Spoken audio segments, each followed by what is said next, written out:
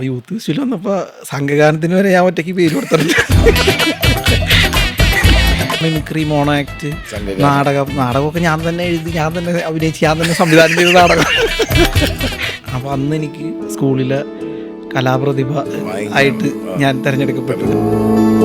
Sub ജില്ലയിൽ മിമിക്രിക്ക് ഞാൻ പോയിട്ട് എനിക്ക് ഫസ്റ്റ് കിട്ടുന്നു. അന്ന് ബിബിനെ കാണുന്നുണ്ട് കേട്ടോ. അപ്പോൾ ബിബിന് സെക്കൻഡ്, എനിക്ക് ഫസ്റ്റ്. അപ്പോൾ അവിടെ നിന്ന് നമ്മൾ റവന്യൂ ജില്ലയിലേക്ക് പോകും. റവന്യൂ ജില്ലയിൽ ചെന്ന് കഴിഞ്ഞപ്പോൾ അവിടെ ഉണ്ട്, ബിബിനുണ്ട് മത്സരിക്കാൻ. എല്ലായിടത്തും കുമ്പിടിയുണ്ട്, അവിടെ ഉണ്ട്. അത് കഴിഞ്ഞിട്ടാണ് മഹാരാജാസിൽ അഡ്മിഷൻ എടുക്കാനായിട്ട് നമ്മൾ ഫോം കൊടുക്കാൻ പോകുമല്ലോ. അവിടെ ചെന്നപ്പോൾ ബിബിൻ അവിടെ നിൽക്കണം. അവനപ്പത്തിന് എന്നെ കണ്ടപ്പോൾ തലേ കഴിഞ്ഞ് എൻ്റെ ദൈവമേ ഇവർ ഇവിടെ. കലോത്സവം ഉണ്ടായില്ല ആ 3 വർഷം. ഞങ്ങൾ ഫസ്റ്റ് ഇയർ പഠിക്കുമ്പോൾ കോളേജിൽ മത്സരം ഉണ്ടായിരുന്നു. അപ്പോൾ അന്നാണ് ബിബിന് ഫസ്റ്റ് കിട്ടുന്നത്. അപ്പോൾ അന്ന് എനിക്ക് സെക്കൻഡായി. അപ്പോൾ ബിബിൻ പറഞ്ഞു, ഇതേ ഇവിടെ വെച്ച് നമ്മൾ നിർത്തുന്നു, ഇനി മത്സരമില്ല. ഞാൻ പറഞ്ഞ ഓക്കെ. ബിബിനൊക്കെ ചെയ്യണ സ്കിറ്റിനൊക്കെ ഒരു സിനിമാറ്റിക് പരിപാടി ഉണ്ട്. നിങ്ങളൊരു സിനിമയ്ക്കുള്ള സ്ക്രിപ്റ്റ് എഴുതും. അവൻ പറഞ്ഞ് എന്നോടും ചോദിച്ചു, നമുക്ക് സ്ക്രിപ്റ്റ് എഴുതാനിരുന്നാലോ എന്ന്. അങ്ങനെ ഞങ്ങൾ ഒരു ആക്ടറുടെ അടുത്ത് കഥ പറയാൻ പോയിട്ട് നടപടി ആവില്ല എന്ന് മനസ്സിലായി. കാരണം പുള്ളി കഥയെ കുറിച്ച് ഒന്നും പറയാനില്ല. എൻ്റെ വണ്ടിയുടെ ടയർ മാറ്റാൻ സമയം. ജയേട്ടനെ വിളിച്ച് നോക്കിയപ്പോൾ സിംഗിൾ ഹീറോ പരിപാടിയല്ല, കുഴപ്പമുണ്ടോയെന്ന് ചോദിച്ചു. അന്ന് ജയേട്ടൻ പറഞ്ഞ ഡയലോഗ് അമറിൻ്റെ കാര്യത്തിന് വേണ്ടിയിട്ട് ഇങ്ങനെ പൃഥ്വിരാജായിരുന്നെങ്കിൽ ഒരു ഇതുണ്ടായിരുന്നു എന്ന് പറഞ്ഞു. രാജുവിനെ വിളിക്കണോ? ഞാൻ ചോദിച്ചു, അങ്ങനെയൊക്കെ വിളിക്കാൻ പറ്റുമോ? പിന്നെ ഞാൻ എടുത്തോണ്ടിരുന്നത് എൻ്റെ ഒക്കത്തിരുന്ന് വളർന്ന പിള്ളേരല്ലേ എന്ന് പറഞ്ഞു. രാജേട്ടനൊക്കെ വേണമെങ്കിൽ മറ്റേത് ഇന്ദ്രേട്ടനെയും കൂടി നമുക്ക് ചോദിക്കണം. അപ്പോൾ രാജേട്ടൻ കഥ മൊത്തം കേട്ട് കഴിഞ്ഞപ്പോൾ തന്നെ പുള്ളിയും കൂടി പറയണേ സംഭവം കൊള്ളാം, പക്ഷേ ഇതിൻ്റെ ഒരു കോമ്പിനേഷൻ ഞാനും ജയേട്ടനും ഇന്ദ്രേട്ടനും ആണെങ്കിൽ ഇത് കറക്റ്റ് ആവും. കറക്റ്റ്. ആസിഫ് കാടത്ത് മറ്റേ ഗസ്റ്റ് റോൾ പരിപാടി ചെയ്യാൻ ചോദിക്കാൻ ഒരു മടിയുമുണ്ട്, എന്നാലും നമുക്ക് ചോദിക്കാമെന്ന് പറഞ്ഞിട്ട്. അപ്പോൾ എടാ നിങ്ങളാണ് ഇതിൻ്റെ സ്ക്രിപ്റ്റ് എന്ന് ചോദിച്ചു. അപ്പോൾ പുള്ളി നമ്മളോട് ഭയങ്കര ഹൃദയത്തിൽ എന്ന് പറഞ്ഞ് എടാ. ഇതിനിടയിൽ ഒരു സ്ട്രഗിൾ ഉണ്ട്, ഒരു ആക്സിഡന്റ് സംഭവിക്കുന്നു. ഈ ഇടവഴി തിരിഞ്ഞിങ്ങോട്ട് വരുമ്പോൾ അപ്പം കൊണ്ടുവന്ന് ബേബി മെറ്റൽ ഇറക്കിയായിരുന്നു ഈ ഇടവഴി മൊത്തം. അപ്പോൾ ഈ ഓടിയിട്ട് ഇങ്ങനെ തിരിയാൻ പറ്റിയില്ല. കാലതിൻ്റെ അകത്ത് ഹോൾഡായി പോയപ്പോൾ നേരെ അങ്ങനെ മറിഞ്ഞു വീണു. ടക്ക് എന്ന് പറഞ്ഞൊരു സൗണ്ട് കിട്ടി. അപ്പോൾ നോക്കുമ്പോൾ ഒരു കൈ ഇവിടെ എത്തിയിട്ടുള്ളൂ. മറ്റേ കൈ വെച്ച് ഞാൻ മുഖത്ത് തൊട്ട് വന്നു, പക്ഷെ ആ കൈ എത്തിയിട്ടില്ല. നോക്കുമ്പോൾ താഴെ കിടക്കണ കൈ. പിറ്റേ ദിവസം ഞാൻ നോക്കുമ്പോൾ റൂമിലേക്ക് പരിചയമുള്ള ഒരാൾ കയറി വരും. നോക്കുമ്പോൾ അമ്മുക്ക. നടനാവണമെന്നുള്ള ആഗ്രഹം ചെറുപ്പം തുടങ്ങിയുണ്ടല്ലോ. നമ്മളെന്താണോ ഉള്ളിൽ വിശ്വസിക്കുന്നത് അത് നടന്നിരിക്കും. ഞാൻ കുഞ്ഞുനാൾ പോലും ഞാൻ നടനാവുമെന്ന് വിശ്വസിച്ചു, അത് നടന്നു.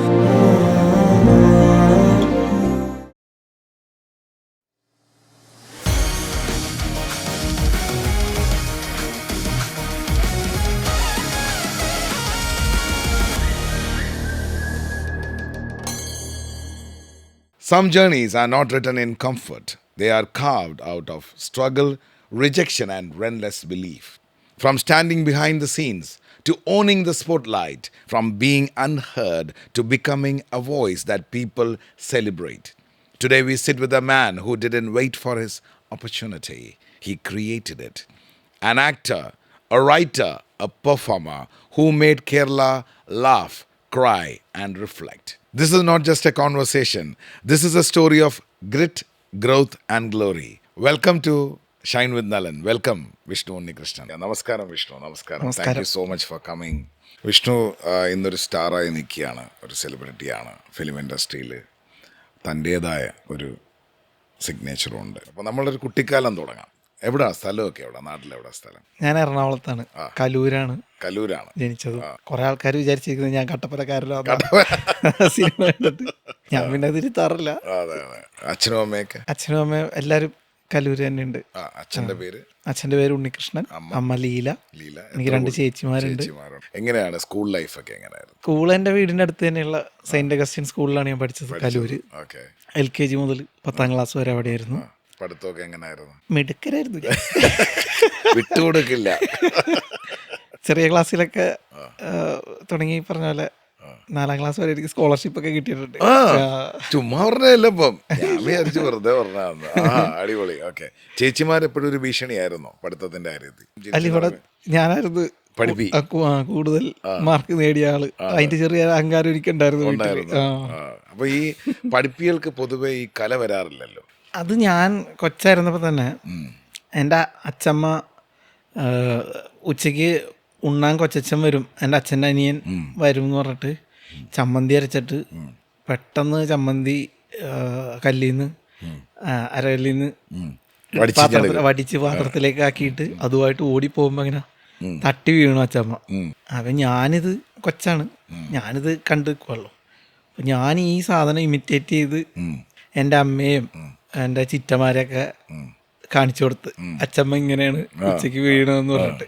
അപ്പം ഇവർ ഭയങ്കര ചിരിയും. ഏത് അമ്മായിയമ്മയാണ് കുറ്റം പറയുന്നത്, മരുമക്കൾക്ക് ഭയങ്കര ഇഷ്ടമാവുമല്ലോ. അപ്പൊ അതിന് എനിക്ക് ഭയങ്കര പ്രോത്സാഹനം കിട്ടി.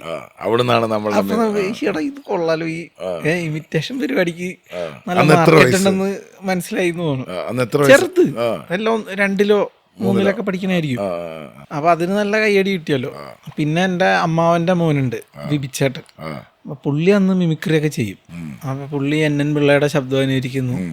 അപ്പൊ അവരുടെ പനങ്ങാട് അമ്പലത്തിലെ ഉത്സവത്തിന് പുള്ളിയുടെ കൂട്ടുകാരൊക്കെ ചേർന്ന് മിമിക്രി ഒക്കെ ചെയ്യണ കഴിഞ്ഞപ്പോൾ അവർക്ക് കിട്ടണ കയ്യടിയും സ്വീകാര്യതയൊക്കെ കണ്ടപ്പോൾ ചേട്ടാ എനിക്കും ചെയ്യണം. അപ്പൊ വിപിച്ചേട്ടൻ ചെയ്യണ കണ്ടിട്ടാണ് ഞാൻ ആദ്യമായിട്ട് NN പിള്ളയുടെ ശബ്ദം ഒന്ന് അനുകരിക്കാൻ നോക്കണത്. കൃഷ്ണൻകുട്ടി നായര്. അപ്പൊ ഇതൊക്കെ ഞാൻ ചെയ്തു നോക്കിയപ്പോഴത്തേക്ക് അതിനൊക്കെ നല്ല അപ്രീസിയേഷൻ കിട്ടുന്നുണ്ട്, കയ്യടി കിട്ടുന്നു. അപ്പൊ അതൊക്കെ വീട്ടിൽ കാണിച്ച് വിജയിച്ചു കഴിഞ്ഞപ്പോൾ എൻ്റെ അപ്പുറത്തെ നെയ്ബറുണ്ട് ഉണ്ണിച്ചേട്ടൻ, സുജി ചേച്ചിയൊക്കെ ഉണ്ട്. അപ്പൊ അവരും ഭയങ്കര പ്രോത്സാഹനം. അപ്പൊ ഇത് കണ്ടു കഴിഞ്ഞപ്പോൾ നമ്മൾ പിന്നെ സ്കൂളിലൊക്കെ പതുക്കെ എത്ര വയസ്സ് കാണും, 3ാം ക്ലാസ്സിൽ പഠിക്കുമ്പോഴാണ് ആദ്യമായിട്ട് ഇത് സ്കൂളിൽ സ്കിറ്റ് ചെയ്യണത്. അപ്പൊ 3ൽ പഠിക്കുമ്പോൾ എനിക്ക് ഞാൻ ക്ലാസ്സിൽ നമ്മുടെ ഏറ്റവും കംഫർട്ടബിൾ ആയിട്ടുള്ള 2-3 കൂട്ടുകാർ കൂടിയിട്ട് എന്തോ ഒരു ഇത് സ്കിറ്റ് പോലെ ചെയ്തു. അതിന് സമ്മാനം കിട്ടി. അപ്പൊ ഒരു ഇത് കിട്ടി, സോപ്പ് കിട്ടി, ഓറഞ്ച് കളറ്. അപ്പൊ നമുക്കത് ഭയങ്കര വിലയുള്ള സാധനമല്ലോ.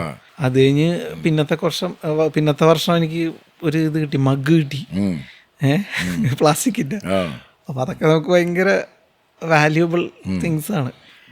അത് കഴിഞ്ഞിട്ടുള്ള വർഷമാണ് 5ാം ക്ലാസ്സിൽ പഠിക്കുമ്പോഴാണ് ആദ്യമായിട്ട് ഒറ്റയ്ക്ക് കയറി മറ്റേ മിമിക്രിക്ക് പങ്കെടുക്കുന്നത്. അപ്പൊ പ്രേം നസീർ, ഉമ്മർ. അപ്പൊ അന്ന് നമ്മൾ TV-യിലും ഒക്കെ കാണുന്നത് ഇവരെയൊക്കെ ചെയ്യുന്നതാ. അപ്പൊ അത് സ്ഥിരമായ ഡയലോഗുകളും കാണും. അയ്യടി ശോഭ എന്നൊക്കെ പറഞ്ഞാൽ സ്ഥിരം അവരെല്ലാ മിമിക്രിക്കാർക്കും ഒരു ഡയലോഗ് കാണും. ആ സാധനങ്ങളൊക്കെ തന്നെ അല്ലേ. അത് ആ സമയത്ത് അതാ ട്രെൻഡ്. അത് പറഞ്ഞു കഴിയുമ്പോ അത് പറഞ്ഞാലാ ഇതാണെന്ന് വിശ്വസിക്കും. ഉമ്മറൊക്കെ ചെയ്യുമ്പോ അതെ ഇടി ശോഭേ ആ സാധനം തന്നെ വരണം. വേറെ ഡയലോഗ് കുടിച്ചാ പോയി. ആ ശോഭയുടെ ഭായ്ക്കൊക്കെ കയ്യടി കിട്ടാനുള്ളതാണ് ശോഭേ എന്ന് വിളിക്കുമ്പോ തന്നെ ഒരു സാധനം.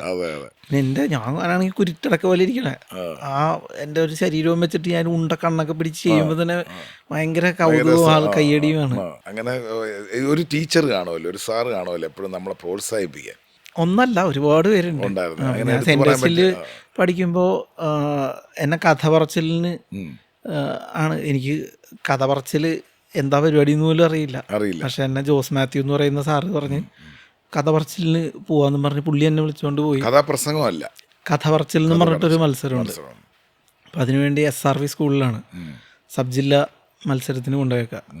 അപ്പോൾ അവിടെ ചെല്ലുമ്പോൾ നമുക്കൊരു കഥ ഉണ്ടാക്കി പറയാം. എന്തെങ്കിലും ഒരു പ്ലോട്ട് തരുമോ അങ്ങനെ എന്തോ. അത് വെച്ചിട്ട് 5 മിനിറ്റ് നമുക്ക് സമയം തരും. 5 മിനിറ്റ് കൊണ്ട് ഇത് വെച്ചിട്ടൊരു കഥ ഉണ്ടാക്കിയിട്ട് അവിടെ വന്ന് പറയണമെന്ന് പറയും.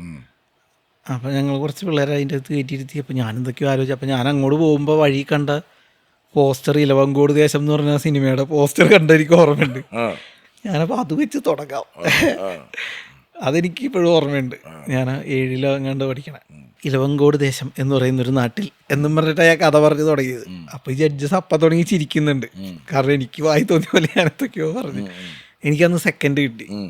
അപ്പോൾ എന്താണ് മത്സരം ഒന്നും പോലും അറിയില്ലാണ്ട് ചെന്നാണ്. പക്ഷെ സെക്കൻഡ് കിട്ടി കഴിഞ്ഞപ്പോഴത്തേക്കും ഭയങ്കര ജോസ് മാത്യു സാറിനും ഭയങ്കര സന്തോഷമായി. സാറും സ്കൂളിൽ വന്നിട്ട് പറഞ്ഞു അവൻ അടിപൊളിയായിട്ട് കഥ പറഞ്ഞു. അതാണ് ജീവിതത്തിലെ ആദ്യത്തെ കഥ പറച്ചിൽ. അന്ന് നമുക്കറിയില്ല നമ്മൾ പിന്നീട് കഥ എഴുതി സിനിമയൊക്കെ ചെയ്യുമ്പോൾ നമുക്കൊരു ഐഡിയ ഇല്ല. പിന്നെ അതുപോലെ കുറേ സാർമാരുണ്ട്.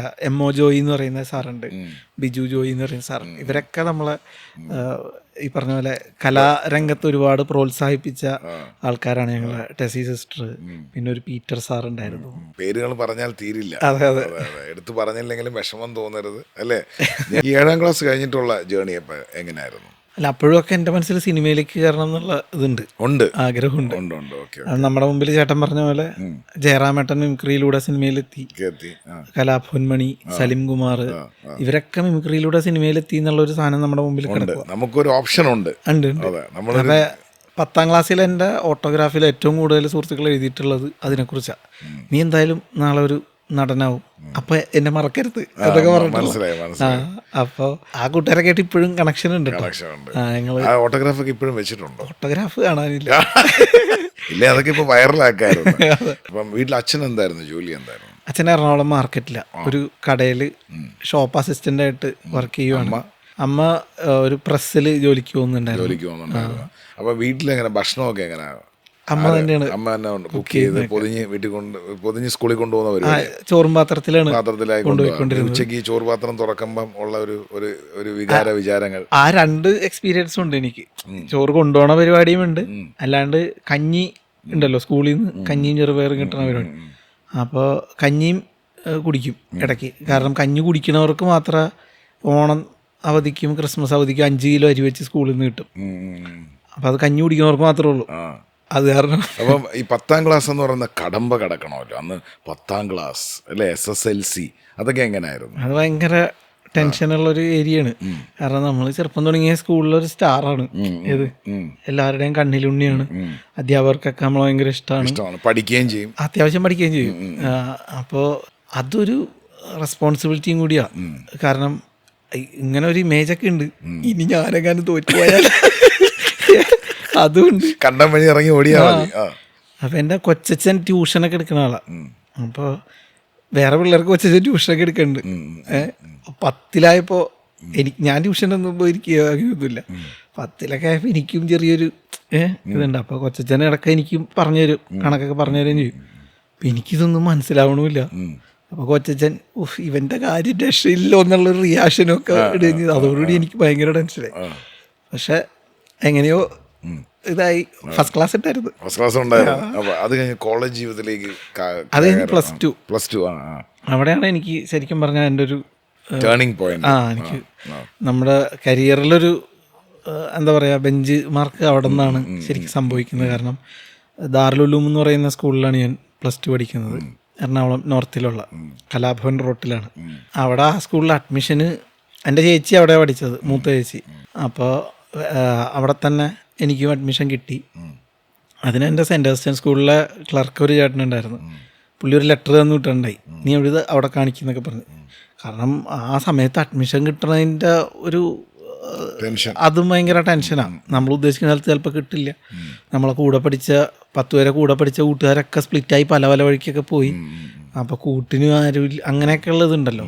അപ്പോൾ എൻ്റെ കൂടെ 10 വരെ ഒരുമിച്ചുണ്ടായിരുന്ന അനീഷ് എന്ന് പറഞ്ഞ കൂട്ടുകാരൻ, അവനും ഇവിടെ കിട്ടി. അപ്പോൾ ഞങ്ങൾ ഒരുമിച്ചാണ് പിന്നെ സ്കൂളിൽ +1. ഞാൻ കൊമേഴ്സ് ആയിരുന്നു. അപ്പോൾ കൊമേഴ്സ് കിട്ടണമെന്ന് ഭയങ്കര ആഗ്രഹം. കാരണം ചേച്ചി കൊമേഴ്സ് എടുത്തോണ്ട് എന്താണ് കൊമേഴ്സ് എന്നൊന്നും അറിഞ്ഞിട്ടില്ല. ചേച്ചി എടുത്തു, ഞാനും എടുത്തു. ചേച്ചി എടുത്തു. അത് കഴിഞ്ഞ് ചേച്ചി BCom പഠിക്കണ്ട, അപ്പോൾ ഇത് കഴിഞ്ഞ് BCom പഠിക്കണം. ഇതെന്തിനാന്ന് പോലും അന്ന് അറിയില്ല. ഈ ബെഞ്ച് മാർക്ക് എന്ന് പറഞ്ഞല്ലോ, അതെന്താ അതിൻ്റെ കഥ? അത് +1 പഠിക്കുമ്പോഴാണ്, ദാറുൽ ഉലൂമിൽ ചെന്നപ്പോഴാണ് ഞാൻ യൂത്ത് ഫെസ്റ്റിവലിന് ഉള്ള കണ്ട സകല ഇതിലും പേര് കൊടുത്തു.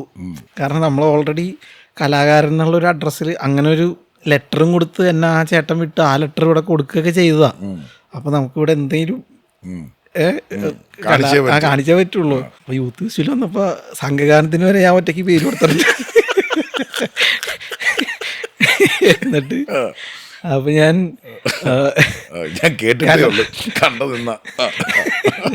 കലാജാഥ DYFIയുടെ കലാജാഥയ്ക്കൊക്കെ വെക്കേഷൻ സമയത്ത് പോകും. അതേപോലെ മറ്റേ വേനൽ തുമ്പികൾ എന്ന് പറഞ്ഞൊരു ക്യാമ്പൊക്കെ ഉണ്ടായിരുന്നു. അപ്പോൾ അതിന് പോകുമ്പോൾ ഉള്ള ഗുണമെന്ന് പറഞ്ഞാൽ അതൊരു കലാജാഥയാണ്, ഇലക്ഷനോടനുബന്ധിച്ചൊക്കെ നടക്കുന്ന പരിപാടിയാണ്. അതെല്ലാ വെക്കേഷനും വേനൽ തുമ്പികൾ എന്ന് പറഞ്ഞിട്ടൊരു ഇത് നടത്തും, പാർട്ടിയുടെ പരിപാടി. അപ്പം അതിന് പോകുമ്പോൾ എല്ലാ സ്വീകരണ സ്ഥലങ്ങളും ഉണ്ടാവും. അവിടെ ചെല്ലുന്നു, കലാജാഥയിലെ പാട്ട്, അവതരണ ഗാനം, അങ്ങനെ പല പല പരിപാടികളുണ്ട്. ഇതൊക്കെ നമ്മൾ ചെയ്യും. അപ്പോൾ ആ സ്വീകരണത്തിൻ്റെ അവിടെ നമ്മളിപ്പോൾ 15 പിള്ളേരുള്ളെങ്കിൽ ഈ 15 പിള്ളേർക്കുള്ള പഠനോപകരണങ്ങൾ ഞങ്ങൾക്ക് ഓരോ സ്വീകരണ സ്ഥലത്തു നിന്ന് ഞങ്ങൾക്ക് സമ്മാനങ്ങൾ തരും. 15 ബാഗ്, 15 കുട, മറ്റേ സ്കെച്ച് പെൻസിലിൻ്റെ ബുക്കുകൾ, അല്ല ആ പാക്കറ്റുകൾ, അങ്ങനെ പല സാധനങ്ങൾ. ഓരോ തവണയും മേൽത്തുമ്പിയിൽ ഞാൻ എന്തായാലും പോകണമെന്ന് പറഞ്ഞ് ആ ക്യാമ്പിൽ പോവും, പെർഫോം ചെയ്യും. നാടകം ഉണ്ടാവും, തെരുവ് നാടകമൊക്കെ കളിക്കുന്നത്. ഇതൊക്കെ കാരണം ഈ സമ്മാനങ്ങൾ കിട്ടാൻ വേണ്ടിയിട്ടാണ്. അപ്പോൾ നമ്മൾ കുഞ്ഞുനാൾ മുതൽ അറിയാം നമ്മുടെ അച്ഛനൊക്കെ ഒരുപാട് കഷ്ടപ്പെടുന്നുണ്ട്, അമ്മയും ജോലിക്ക് പോകുന്നുണ്ട്, ഞങ്ങൾ 3 കുട്ടികളുണ്ട്. അപ്പോൾ സാമ്പത്തികമായിട്ട് നമ്മളൊരിക്കലും ഇവരെ ബുദ്ധിമുട്ടിച്ചിട്ടില്ല. പാരൻസിനോട് എനിക്ക് അത് വേണം ഇത് വേണമെന്ന് എൻ്റെ കുഞ്ഞുനാൾ മുതൽ ഞാനോ എൻ്റെ ചേച്ചിമാരോ ഒന്നും പറഞ്ഞ് പാരൻസിനെ ബുദ്ധിമുട്ടിച്ചിട്ടില്ല.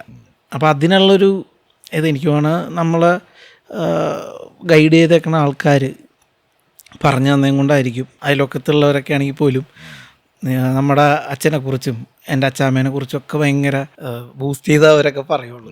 അച്ഛനൊക്കെ ഒരുപാട് കഷ്ടപ്പെട്ടാട്ടാ നിന്നെയൊക്കെ വളർത്തുന്നത് എന്നൊക്കെ പറയണോണ്ടായിരിക്കും നമ്മളൊരിക്കലും ഇത് ചെയ്തിട്ടില്ല. അപ്പോൾ സ്കൂളിൽ നിന്ന് ടൂർ പോകണമെങ്കിൽ പോലും സ്കൂൾ ലൈഫിലൊരു പഞ്ച് ഡയലോഗും കൂടി ഉണ്ട്, അതും കൂടി ഒന്ന് പറഞ്ഞാൽ അങ്ങോട്ട് പോകാം. അന്ന് വീഗാലാൻഡ് തുടങ്ങിയിട്ട്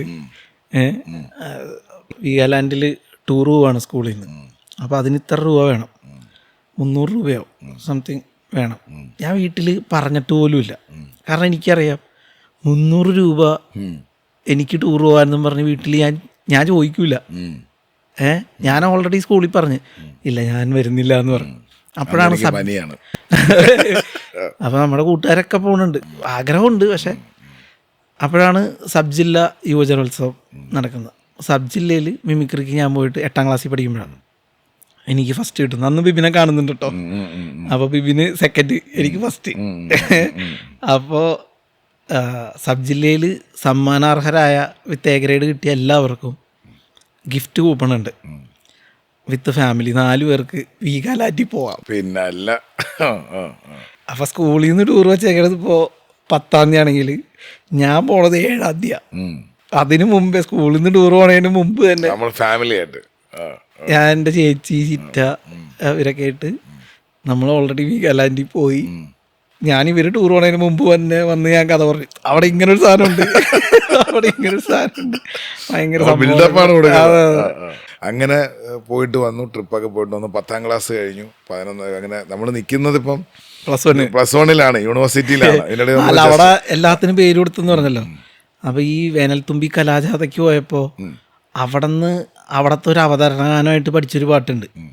അപ്പം ഇത് ഞാൻ കൊണ്ടുവന്നിട്ടാണ് ഇവരെ എൻ്റെ ക്ലാസ്സിലെ സംഘഗാനത്തിന് ഒറ്റയ്ക്ക് പറ്റില്ലല്ലോ, സംഘം വേണം പാടാൻ. അപ്പം ഇതാരും ഇല്ല. അപ്പം ഈടെ പാടാം, വെറുതെ കൂടെ കൂടിയാൽ മതി ഇതൊക്കെ പറഞ്ഞിട്ട് എല്ലാവർക്കും ഇത് എഴുതി കൊടുത്തു. എനിക്കറിയണേ പാട്ട് 2 വരി. ഇത് നമ്മൾ എല്ലാവരും കൂടി പാടാമെന്ന് പറഞ്ഞിട്ട് എല്ലാവരുടെ കയ്യിൽ പേപ്പറും കൊടുത്തിട്ട് ഞങ്ങളൊരു 5-6 തവണ പാടിയൊക്കെ നോക്കി, അതും പാടി. അപ്പം അന്ന് എനിക്ക് സ്കൂളിലെ കലാപ്രതിഭ ആയിട്ട് ഞാൻ തിരഞ്ഞെടുക്കപ്പെട്ടു. കാരണം മിമിക്രി, മോണോ ആക്ട്, നാടകമൊക്കെ ഞാൻ തന്നെ എഴുതി, ഞാൻ തന്നെ അഭിനയിച്ച്, ഞാൻ തന്നെ സംവിധാനം ചെയ്ത നാടകം. അങ്ങനെ ഒരു കഥയൊക്കെ തട്ടിക്കൂട്ടി. അപ്പം അതിൽ മികച്ച നടൻ. അപ്പം അന്ന് കിട്ടിയ ആ ഒരു ട്രോഫി ഞാനിപ്പോൾ വീട്ടിൽ അപ്പോൾ ബെസ്റ്റ് ആക്ടർ എന്ന് പറഞ്ഞിട്ട് കണ്ടപ്പോൾ എനിക്ക് ഭയങ്കര സന്തോഷമായി. അപ്പോൾ അവിടെ നിന്ന് നമ്മൾ റവന്യൂ ജില്ലയിലേക്ക് പോകും. പിന്നെ അപ്പോൾ റവന്യൂ ജില്ലയിൽ ചെന്ന് കഴിഞ്ഞപ്പോൾ അവിടെ ഉണ്ട്, ബിബിനുണ്ട് മത്സരിക്കാൻ. എല്ലായിടത്തും കുമ്പിടിയുണ്ട്, അവിടെ ഉണ്ട്. അപ്പോൾ റവന്യൂവിൽ ഞങ്ങൾ കണ്ടുമുട്ടി. അപ്പോൾ അവിടെ നിന്ന് എനിക്ക് മിമിക്രിക്ക് ഫസ്റ്റ് കിട്ടി. അവിടെ നിന്ന് ഞാൻ പിന്നെ സ്റ്റേറ്റിൽ പോയി. സ്റ്റേറ്റിലും എനിക്ക് ഫസ്റ്റ് ആ വർഷം. അപ്പോൾ കേരള സംസ്ഥാനത്തിലെ ഹയർ സെക്കൻഡറി യുവജനോത്സവത്തിൽ സംസ്ഥാന തലത്തിൽ എനിക്ക് ആദ്യമായിട്ട് 1ാം സ്ഥാനം കിട്ടിയേക്കാം. പത്രത്തിൽ ഫോട്ടോയൊക്കെ വരുന്ന ഒരു പരിപാടിയാണ്. അതെ, പത്രത്തിൽ ഫോട്ടോയൊക്കെ വന്നു. ഞാൻ തന്നെ കൊണ്ട് കൊടുത്തിട്ടോ, കാരണം റിസൾട്ട് അറിയണതിന് മുമ്പ് അവിടെ നിന്ന് പോരേണ്ടി വന്ന കാരണം ഫോട്ടോ എടുത്തില്ല. എന്നിട്ട് പത്രത്തിൽ ഫോട്ടോയൊക്കെ വന്നു. അപ്പോഴാണ് ഞാനപ്പോൾ മൻരാജ് എന്ന് പറഞ്ഞൊരു ആക്ടറുണ്ട്, മൻചേട്ടൻ്റെ ആ ട്രൂപ്പിൽ ഞങ്ങൾ പിള്ളേരെ വെച്ചിട്ടൊരു ട്രൂപ്പ് ഉണ്ടായി. ആ ട്രൂപ്പിൽ ഞങ്ങൾ പ്രോഗ്രാം ചെയ്യാൻ പോകുന്നുണ്ടായിരുന്നു. ആ പുള്ളിയുടെ ഒരു സുഹൃത്തുണ്ട് നിഷാദ് എന്ന് പറഞ്ഞിട്ട്, അദ്ദേഹം CB മലയിൽ സാറിൻ്റെ അസിസ്റ്റൻ്റ് ഡയറക്ടറാണ്. അപ്പോൾ ഈ പത്രത്തിൽ ഫോട്ടോ വന്നു കഴിഞ്ഞാൽ ആ ആഴ്ചയാണ്, അല്ല ആ സമയത്താണ് നിഷാദക്ക മനുഷ്യനെ വിളിച്ചിട്ട് പറഞ്ഞു, ഇവിടെ ആലുവയിൽ ഷൂട്ട് കിടക്കുന്നുണ്ട്, ഇതിൽ ഒരു പറ്റിയ റോളുണ്ട്, ആ പയ്യനോട് വരാൻ പറയാൻ പറഞ്ഞു എന്നോട്. അപ്പോൾ ഞാൻ എൻ്റെ കൊച്ചച്ഛൻ ആണ് എന്നെ കൊണ്ടുപോകുന്നത് ആലുവയിൽ. ഞാനും കൊച്ചച്ഛനും കൂടി ആലുവ ക്രൈസ്തവ മഹിളാലയം എന്ന് പറഞ്ഞൊരു സ്കൂളിലേക്ക് ചെന്നേക്കാം. നമ്മളവിടെ ചെല്ലുമ്പോൾ ഓൾറെഡി ആ ക്യാരക്ടറിന് ഒരാളെ വെച്ചു. പ്രൊഡക്ഷൻ എക്സിക്യൂട്ടീവിൻ്റെ രാജേഷ് മേനോൻ്റെ ബ്രദറിനെ വെച്ചു, അരുൺ എന്ന് പറഞ്ഞ പയ്യനെ. അപ്പോൾ നിഷാദൊക്കെ പറഞ്ഞ് നീ എന്തായാലും നിന്നോ, എന്തെങ്കിലും വേറെ എന്തെങ്കിലും ഡയലോഗ് എന്തെങ്കിലും കിട്ടും, നാളെ രാവിലെ 6 മണിക്ക് വരാൻ പറഞ്ഞു. ശരി എന്ന് പറഞ്ഞ് ഞങ്ങൾ പോന്നു. പിറ്റേ ദിവസം 6 മണിക്ക് ഞാൻ ചെന്നേക്കാണ്. കുറേ കുട്ടികളുണ്ട്. ആ കൂട്ടത്തിൽ എന്നെയും പിടിച്ച് നിർത്തി. ചെന്നപാടെ മുടി പറ്റ ട്രിം ചെയ്ത് കളഞ്ഞു. ജുവനൈൽ ഹോമാണ്, ജയിലിൽ കിടക്കുന്ന കുട്ടികളുടെ ഇതല്ലോ. പറ്റ ട്രിം ചെയ്ത് കറക്റ്റ് ജയിലിൽ കിടക്കാൻ പറ്റിയ ഗെറ്റപ്പ് ഓടറ്റ. അപ്പം ആ സമയത്ത് സിബി മലയിൽ സാറ് വന്നിട്ട് ഇതിലാ കൂട്ടത്തിൽ ആരാ ഡയലോഗ് പറയണേന്ന് ചോദിച്ചു. അപ്പം നിഷാദ് ഞാൻ എപ്പോൾ പറഞ്ഞതെന്ന് വെച്ചാൽ നേരെ വന്നിട്ട് എൻ്റെ കയ്യിൽ ഇയാൾ പറയുമെന്ന് പറഞ്ഞിട്ട് എൻ്റെ അടുത്ത് വന്നിട്ട് പറഞ്ഞു തന്നു, ഇതാണ് പറയേണ്ടത്. TS രാജു ഇല്ല ആക്ടർ, പുള്ളി വന്നിട്ട് കൂട്ടത്തിൽ നിന്ന് ആരാണ് ഇന്നലെ എൻ്റെ ക്യാബിനിൽ കയറി ഒരു കുപ്പി മദ്യവും എൻ്റെ സിഗരറ്റ് പാക്കറ്റ് കൊടുത്തത് എന്ന് ചോദിക്കുന്നു. ആരും മിണ്ടുന്നില്ല. അപ്പോൾ കൂട്ടത്തിലൊരു പയ്യനെ പിടിച്ചിട്ട് സത്യം പറയടാന്ന് പറഞ്ഞ് തല്ലുമ്പോൾ കരയണം. അമ്മയാണ് ഞാൻ എടുത്തില്ല സാറേ എന്നൊക്കെ പറഞ്ഞ് കരയണം. അപ്പോൾ ആ വേഷമാണ് എന്നോട്. ഞാൻ പറഞ്ഞാൽ ഓക്കെ ചെയ്തു നോക്കാമെന്ന് പറഞ്ഞ് റിഹേഴ്സൽ ചെയ്തപ്പോൾ തന്നെ Siby sir okay ready take എന്ന് പറഞ്ഞ്. അപ്പോൾ അന്ന് ഡിജിറ്റലായിട്ടില്ല, ഫിലിമിലാണ്. അപ്പോൾ ഫസ്റ്റ് ടേക്ക് തന്നെ ഓക്കെ ആവുക എന്നൊക്കെ പറഞ്ഞ സംഭവം നമ്മൾ ആദ്യമായിട്ട് ക്യാമറയുടെ മുമ്പിൽ നിൽക്കുമല്ലോ. ഫസ്റ്റ് ടേക്ക് തന്നെ പുള്ളി വന്ന് പിടിച്ചു, അടിച്ചു, ഞാൻ കരഞ്ഞു, മാരക പെർഫോമൻസ്, കട്ട് പറഞ്ഞു. എന്നിട്ട് സിബി മലയിൽ സാറ് വന്നിട്ട് എനിക്കൊരു ഷെയ്ക്ക് ഹാൻഡ് തന്നു. അപ്പം തന്നെ എല്ലാവരും കൂടി കൈയടിച്ചു. എന്നെ സംബന്ധിച്ചിടത്തോളം നാഷണൽ അവാർഡ് കിട്ടണമെങ്കിൽ തുല്യമല്ലേ. സിബി മലയിൽ സാറാണ്, കിരീടമൊക്കെ ചെയ്ത ആൾ വന്നിട്ടാണ് എനിക്ക് ഷെയ്ക്കാൻ തരുന്നത്. എൻ്റെ വീട് അപ്പൂൻ്റെ എന്ന് പറയുന്ന സിനിമയാണ്. അപ്പം എനിക്ക് ഭയങ്കര എന്താ സ്വർഗം കിട്ടിയ പോലെ. രാവിലെ നമ്മൾ വന്ന് ക്യൂ നിന്ന് മറ്റേ മുടി ഇത് കഴിഞ്ഞോടുകൂടി അപ്പം എന്നെ ഇങ്ങോട്ട് വിളിക്കും, ഇവിടെ ഇരിക്കും, നമുക്കൊരു സ്പേസ് ചെയർ ആയി. അത് കഴിഞ്ഞിട്ട് പിന്നെ മറ്റേ സീൻ അതിനാ പയ്യനില്ല, അവനെ വിളിക്കും. അപ്പം ഞാൻ ആരാ എന്താന്നൊക്കെയുള്ള ചോദ്യം. അപ്പം നിഷാദൊക്കെ മറ്റേ ജയറാമേൻ്റെ റിയേഷനായി പെപ്പവേ പുള്ളിയാളെ കൊണ്ടതൊക്കെ നിഷാദൊക്കെ ഹാപ്പി. അപ്പം നിഷാദ് കൊണ്ടുവന്ന പയ്യനാ. അപ്പം അവനെന്ത് ചെയ്യണം. അപ്പം ഇങ്ങനെ മിമിക്രിക്ക് അവന് സ്റ്റേറ്റിൽ ഫസ്റ്റ് ആയിരുന്നു. ആണോ? എന്നാൽ ജയറാമേട്ടനെ ഒന്ന് പരിചയപ്പെടുത്തും. ജയറാമേട്ടൻ വന്നപ്പോൾ ജയറാമേട്ടനെ പരിചയപ്പെടുത്തി. അപ്പം നീ എന്താ മിമിക്രി ചെയ്ത്? അപ്പോൾ ഞാൻ അവിടെ ചെയ്ത ഐറ്റം ചെയ്ത് കാണിച്ചു കൊടുക്കുന്നു. ജയറാമേട്ടൻ ചിരിച്ചിട്ട് ജയറാമേട്ടൻ മുഖമൊക്കെ ഇങ്ങനെ ചുവന്നു വരും, മൂക്കൊക്കെ ഇങ്ങനെ ചുവന്നു വരും. അപ്പോൾ എനിക്ക് ഭയങ്കര സന്തോഷം. കുറച്ചു നേരം കഴിയുമ്പോൾ വേണുചേട്ടൻ വന്നിട്ടുണ്ടെന്ന് പറയും. അപ്പം തന്നെ എനിക്ക് വിളി വരും, നിന്നെ ജയറാമേട്ടൻ വേണുചേട്ടനെ പരിചയപ്പെടുത്താൻ വിളിക്കാമെന്ന് പറയും. ഞാൻ ചെല്ലുന്നു, ഒന്ന് നെടുമുടി വേണുചേട്ടൻ്റെ അടുത്ത് നമ്മൾ മിമിക്രി ചെയ്ത് കാണിക്കുന്നു. വേണുചേട്ടൻ ഭയങ്കര ഇഷ്ടമാകുന്നു. പിന്നെ പിറ്റേ ദിവസം നോക്കുമ്പോൾ സലീംകുമാർ വന്നിട്ടുണ്ടെന്ന് പറയും. സലീംകുമാറിൻ്റെ അടുത്ത് ഇവൻ മിമിക്രിക്ക് സ്റ്റേറ്റിൽ ഫസ്റ്റ് കിട്ടിയാലാ കാണിക്കും. വീണ്ടും കാണിക്കുന്നു. സലീംമാൻ്റെ കൂടെ കോമ്പിനേഷനിൽ ഒരു സീൻ വന്നപ്പോൾ അതും എന്നെയാണ് വെച്ചിട്ടുള്ളത്. അപ്പോൾ എനിക്കൊരു ക്യാരക്ടർ നെയിമൊക്കെ ആയി, കുഞ്ചു വേറെ സീനായി. പിന്നെ സോങ് ഒക്കെ എടുത്തപ്പോൾ അതിലൊക്കെ എല്ലാത്തിലും എന്നെ ഉൾപ്പെടുത്തി. അപ്പം എനിക്ക് ഭയങ്കര ഹാപ്പിയായി. നമ്മൾ സിനിമാ നടനായ ഒരു സംഭവമല്ലോ. ഷൂട്ട് കഴിയുമ്പോൾ രാത്രി എന്നെ ഡ്രോപ്പ് ചെയ്യാനൊക്കെ ആയിട്ട് ആ ജ്യോതിർമയി പോണ വണ്ടിയിൽ ഇവനെ രണ്ട് അപ്പൊ ഞാൻ ജ്യോതിർമയി ഭയങ്കര ഉള്ളിന്റെ ഉള്ളില് ലഡു പൊട്ട്. അതെ അതെ. അല്ല ജോജി ചേച്ചിക്ക് അത് അറിയാമെന്ന് എനിക്ക് അല്ല അറിയാം. നമ്മളൊരു കോമൺ മാൻ ആവും. അതെ അതെ. അപ്പോൾ ജ്യോതി ചേച്ചിയുടെ കൂടെ എന്നെ കാറിൽ കയറ്റി വിടുന്നു. പോണ വഴിക്ക് എന്നെയും ഡ്രോപ്പ് ചെയ്യുന്നു കല്ലൂര്. അപ്പം എനിക്ക് സ്വർഗം കിട്ടിയ പോലെ. അപ്പം ഞാൻ വീട്ടിൽ ചെന്നിട്ട് അപ്പം നമ്മുടെ കൂട്ടുകാരനൊക്കെ ഉണ്ട് അപ്പുറത്തെ, അവനോടൊക്കെ ജ്യോതിർമയുടെ കൂടെയാണ് അതിനെ കൊണ്ടുവന്നത്. ഭയങ്കര സന്തോഷം. വീട്ടിലൊക്കെ പറഞ്ഞ്. അപ്പോൾ അതിൻ്റെ അസോസിയേറ്റ് ഡയറക്ടറായിരുന്നു തോമസ് സെബാസ്റ്റ്യൻ. അപ്പോൾ തോമസ് ഏട്ടനാണ് ഈ പടം കഴിഞ്ഞപ്പോൾ വേറൊരു പടത്തിലേക്ക് വരാൻ പറഞ്ഞ് എന്നെ വിളിക്കുന്നത്. അത് കണ്ണിനും കണ്ണാടിക്കും എന്ന് പറഞ്ഞാൽ സുന്ദർദാസ് സാറ് സംവിധാനം ചെയ്ത പടമാണ്. അപ്പോൾ അതിൽ ചെല്ലുന്നു. അപ്പോൾ അവിടെ ചെല്ലുമ്പോഴാണ് മണിച്ചേട്ടൻ ആദ്യമായിട്ട് കാണുന്നത്. അപ്പോൾ അതും ഭയങ്കര ഒരു എക്സ്പീരിയൻസ്. മണിച്ചേട്ടൻ എന്നെ കണ്ട പാടെ എടാ അപ്പം എനിക്ക് പുള്ളിക്ക് എന്നെ അറിയാം. ഓൾറെഡി എന്നെക്കുറിച്ച് പറഞ്ഞിട്ട് പുള്ളി മിമിക്രി ചെയ്യിപ്പിക്കുന്നു. അപ്പോൾ പുള്ളിയുടെ വണ്ടിയിലൊക്കെയാണ് പിന്നെ പോകുമ്പോൾ നമുക്ക് ഒരുമിച്ച് പോകാമെന്ന് പറഞ്ഞ് പുള്ളിയുടെ വണ്ടി കയറ്റിയിട്ടാണ് ഞങ്ങൾ ഹോട്ടലിലേക്കൊക്കെ പോണത്. ഭയങ്കര സ്വർഗീയ അനുഭവമാണ് സത്യം പറഞ്ഞാൽ. അപ്പം അങ്ങനെയായിരുന്നു സിനിമയിലൊരു തുടക്കം. അപ്പം അത് കഴിഞ്ഞപ്പോൾ സിബി സാറിൻ്റെ തന്നെ അമൃതം എന്ന് പറയുന്ന സിനിമയിലേക്ക് വീണ്ടും വിളിച്ചു. അപ്പം എൻ്റെ വിചാരം എന്ന് പറഞ്ഞാൽ അപ്പം നമ്മൾ സിനിമ ഇനിയിപ്പോൾ എല്ലാവരും ഇങ്ങോട്ട് ഇങ്ങനെ വിളിച്ചോളും. ഏത് വിളിച്ചോളും എന്ന് പറഞ്ഞാൽ നമ്പർ പോലും ഇല്ല. മനസ്സിലായി. അപ്പുറത്തെ വീട്ടിലേക്കാണ് വിളിക്കുന്നത്. ആ നമ്പർ PP നമ്പർ. അവിടെ വിളിച്ചാൽ അവർ വന്ന് പറയുമ്പോഴാണ് നമ്മൾ പിന്നെയും പോയി അവിടെ വെയിറ്റ് ചെയ്യുമ്പോൾ രണ്ടാമത് വിളിക്കും, അല്ലെങ്കിൽ തിരിച്ച് വിളിക്കാൻ പറഞ്ഞിട്ടുണ്ടാവും. അപ്പം അങ്ങനെ ബൂത്തിൽ പോയിട്ട് ഞാൻ വിളിക്കും. ഇവരെയൊക്കെ തോമസ് സാറിനെയൊക്കെ വിളിക്കുമായിരുന്നു. അങ്ങനെയാണ്. പിന്നെ അപ്പോഴേക്കും ഇത് കഴിഞ്ഞു. +2 ഡിഗ്രി ആയപ്പോഴത്തേക്ക് ഇല്ല +2 കഴിഞ്ഞു. +2 ഡിസ്റ്റിങ്ഷൻ ഉണ്ടായിരുന്നു ഇതിന്റെ കൂടെ തന്നെ.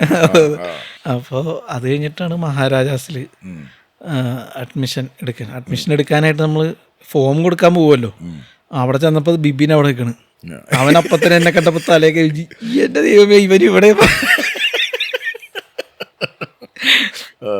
ഞങ്ങള് ഈ മത്സരങ്ങൾക്ക് കാണുമ്പോഴാണ് എപ്പോഴും ബിബിനെയും കൊണ്ട് അമ്മച്ചി അല്ലെങ്കിൽ അവൻ്റെ അപ്പിച്ചിയൊക്കെ ഉണ്ടാവും ഒരുമിച്ച്.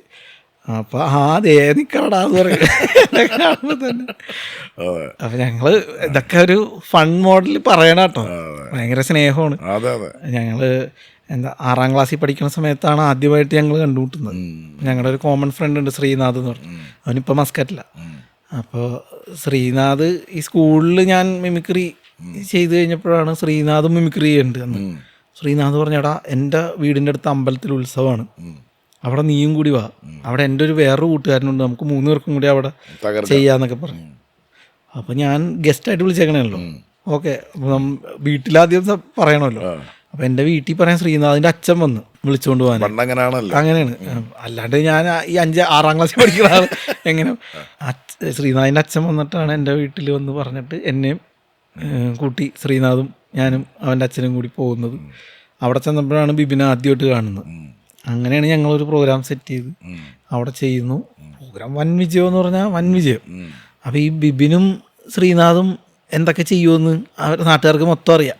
കാരണം ഇവരാ യുവതാര എന്ന് പറഞ്ഞ ക്ലബ്ബുണ്ട് കാക്കനാട്, ഇവരുടെ വീടിൻ്റെ അടുത്ത് നിലമ്പതിന് മുകളിൽ. അപ്പോൾ അവിടെ ഇരുന്ന് ഇവന്മാർ സ്ഥിരം ചെയ്യണ സാധനങ്ങളാണല്ലോ, അതുകൊണ്ട് അവർക്കൊക്കെ അറിയാം, അതിൽ കൗതുകമില്ല. അപ്പം എന്നെ ഒരു പുതിയ ഒരുത്തര വന്നേക്കണം, ഞാൻ ചെയ്യണതിനൊക്കെ ഭയങ്കര അത്ഭുതം, കയ്യടി. എനിക്ക് ഭയങ്കര സ്വീകാര്യത. പരിപാടി കഴിഞ്ഞപ്പോൾ തന്നെ വാ ഒരു ചായ കുടിക്കുക എന്നൊക്കെ പറയുമ്പോൾ ഞങ്ങൾ 3 പേരും കൂടി പോകുമ്പോൾ ഇവന്മാരോട് നിങ്ങളെ കിടവല്ല ഇവനാ കൂട്ടുകാരൊക്കെ 6ാം ക്ലാസ്സിലേ ഉള്ളു.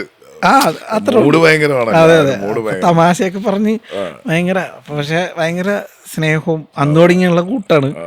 അപ്പോൾ അവൻ്റെ വീട്ടിൽ നിന്നാണ് അന്ന് ഞങ്ങൾ ഭക്ഷണം കഴിക്കണം, ബിബിൻ്റെ വീട്ടിൽ നിന്ന്. ശ്രീനാഥിൻ്റെ വീട്ടിലാണ് സ്റ്റേ ചെയ്തതൊക്കെ. അത് കഴിഞ്ഞ് അപ്പം തുടങ്ങി അറിയാം.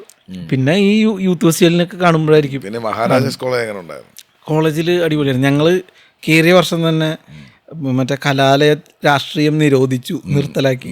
അപ്പം ഞങ്ങൾ പഠിക്കണ 3 വർഷവും ഇതില്ല, മറ്റേ ഇതില്ല, യൂത്ത് ഫെസ്റ്റിവൽ ഇല്ല, ആർട്സ് ഫെസ്റ്റ് ഇല്ല.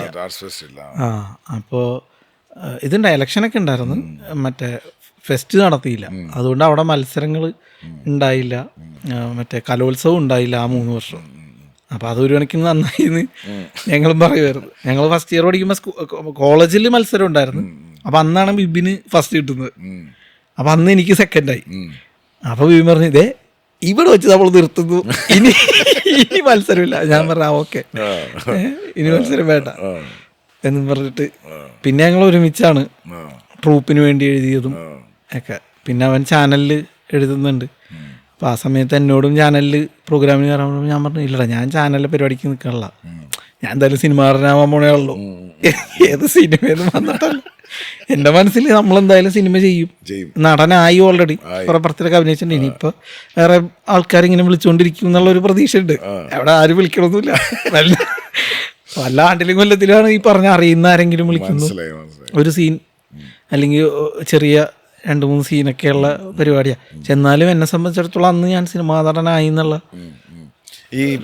ഈ പടം കഴിഞ്ഞു, സിബി മലയിലെ ഈ സിനിമ കഴിഞ്ഞു, അച്ഛനും അമ്മയൊക്കെ ആയിട്ട് ഈ തിയേറ്ററിൽ പോയ എക്സ്പീരിയൻസ് എന്ന് പറയാം.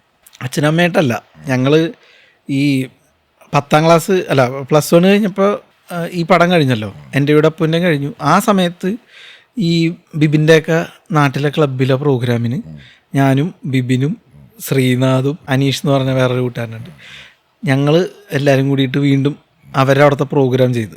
അപ്പോഴാണ് ഈ പടം റിലീസാവുന്നത്. അപ്പോൾ ആ പ്രോഗ്രാമും കഴിഞ്ഞ് പിറ്റേ ദിവസം ഞാനും ശ്രീനാഥും സഞ്ജയും അനീഷും. ബിബിൻ വന്നില്ല, ബിബിൻ കാക്കനാട്. ഞങ്ങൾ എറണാകുളത്തേക്ക് തിരിച്ചു പോകാൻ പ്രോഗ്രാം കഴിഞ്ഞ് പിറ്റേ ദിവസം രാവിലെ ശ്രീനാഥിൻ്റെ വീട്ടിലാണ് സ്റ്റേ ചെയ്തത്. അവിടെ നിന്ന് പോരുമ്പോൾ എറണാകുളത്ത് വന്നിട്ട് ലുലുവിൻ്റെ തിയേറ്റർ ഉണ്ടായിരുന്നു, ലുലു മൈമൂൺ എന്ന് പറഞ്ഞിട്ട്. ആ തിയേറ്ററിലെ പടം കളിക്കണം. അപ്പം ഞാൻ അഭിനയിച്ച സിനിമ ആയതുകൊണ്ട് ഞാൻ തന്നെ ടിക്കറ്റ് എടുത്ത് കാണിക്കണല്ലോ, അതാണല്ലോ കീഴ്വഴക്കം. അപ്പോൾ ലുലു തിയേറ്ററിൻ്റെ ഏറ്റവും ഫ്രണ്ടിലെ സീറ്റിന് 10 രൂപ 50 പൈസ തന്നു ടിക്കറ്റ് ഉള്ളൂ. ഫ്രണ്ട് ഇങ്ങനെ ഇരുന്ന് കാണണം. എന്നാലും വേണ്ടില്ല, എല്ലാവരും ടിക്കറ്റ് ഞാൻ എടുക്കേണ്ടതുകൊണ്ട് അതെന്നും പറഞ്ഞിട്ട് ഞങ്ങൾ ഈ 10 രൂപ 50 പൈസയുടെ ടിക്കറ്റ് എടുത്തിട്ടാണ് ഞങ്ങൾ ആദ്യമായിട്ട്, ഇവന്മാരെ കൂടെയാണ് ആദ്യമായിട്ട് നമ്മൾ അഭിനയിച്ച ആ സിനിമ സ്ക്രീനിൽ കാണുന്നത്. അത് ലുലുവിലാണ്. പിന്നെ ബികോം പഠിച്ച് കംപ്ലീറ്റ് ചെയ്തു. BCom first class. അപ്പോൾ ഇതിൻ്റെ അകത്ത് എല്ലാം ഒരു അമ്മ മകൻ റിലേഷൻഷിപ്പ് കാണും അല്ലേ? ഈ അമ്മ മകൻ റിലേഷൻഷിപ്പ് നമ്മൾ കണ്ടിന്യൂ ചെയ്യുന്നതിന് മുമ്പായിട്ട് will go for a tea break. This is Shine with Nalan in conversation with Vishnu Unnikrishnan.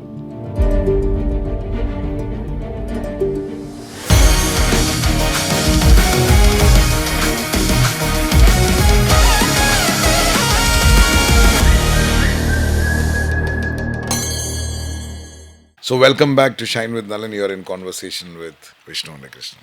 ഇത് ബ്ലൂ ടീ, അതെല്ലുണ്ട. അപ്പം എൻ്റെ നെക്സ്റ്റ് ക്വസ്റ്റ്യൻ എന്ന് പറയുന്നത്, ഇപ്പോൾ +2 കഴിഞ്ഞ് കോളേജിലൊക്കെ വരുന്നു. അപ്പം എല്ലാവരെയും വിചാരം, അല്ലെങ്കിൽ നമ്മളുടെയൊക്കെ വിചാരം എന്ന് പറയുന്നത് നമുക്ക് സിനിമകളൊക്കെ കണ്ടിന്യൂസ് ആയിട്ട് വരും. ഒരു ശരാശരി അന്നത്തെ ഒരു മലയാളിക്ക് സിനിമാ മോഹം തലയ്ക്ക് പിടിച്ചാൽ ഒരു ചെറുപ്പക്കാരൻ ചെയ്യുന്ന എല്ലാവിധ ആഗ്രഹങ്ങളും നമ്മളിലൂടെയും ട്രൈ ചെയ്യുമല്ലോ. അങ്ങനെ എന്തെങ്കിലുമൊക്കെ ട്രൈ ചെയ്തിട്ടുണ്ടോ? ചാൻസ് ചോദിച്ചു പോവുക? സത്യം പറഞ്ഞില്ല. അപ്പം എനിക്കത് ചാൻസ് ചോദിച്ച് അങ്ങനെ പോണതിൻ്റെ ഒരു ഒന്നാമത് വേറെ പരിചയമൊന്നുമില്ല. ആരുമായിട്ടും ഒരു പരിചയമില്ല. നമ്മളാ വർക്ക് ചെയ്ത പടത്തിലുള്ള ബന്ധങ്ങളാണ്, അവരെയൊക്കെ അറിയാമെന്നല്ലാതെ അവരുമായിട്ട് അങ്ങനെ റെഗുലർ കോണ്ടാക്റ്റോ കണക്ഷനോ ഒന്നുമില്ല. അപ്പോൾ പിന്നെ ഉള്ളതെന്ന് പറഞ്ഞു കഴിഞ്ഞാൽ നമ്മൾ മിമിക്രി ചെയ്യുന്ന അങ്ങനെയുള്ള പരിചയങ്ങളുണ്ട്, അതേ ഉള്ളൂ. അപ്പോൾ ബിബിൻ ഈ പറഞ്ഞ പോലെ സൂര്യ ടി വിയിലെ പല ഷോയിലും എഴുതണുണ്ട്, അവൻ അതിൽ പെർഫോം ചെയ്യണുണ്ട്, നിൽക്കുകയാണ്. അപ്പോൾ അതിൻ്റെ ഡയറക്ടർ BC നൗഫലിക്കയുടെ ഒരു പ്രോഗ്രാമിൽ അസിസ്റ്റ് ചെയ്യാൻ വേണ്ടിയിട്ട് ഞാൻ പിന്നീട് വർക്ക് ചെയ്തിട്ടുണ്ട് കേട്ടോ.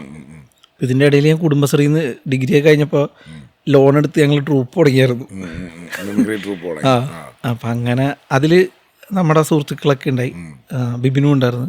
അതിലുള്ളവരെല്ലാവരും ഞങ്ങൾ ഡയറക്റ്റ് ചെയ്ത സിനിമയിൽ അഭിനയിച്ചിട്ടുണ്ട് കേട്ടോ, വെടിക്കെട്ടിലും. മനസ്സിലായി. ഓക്കെ.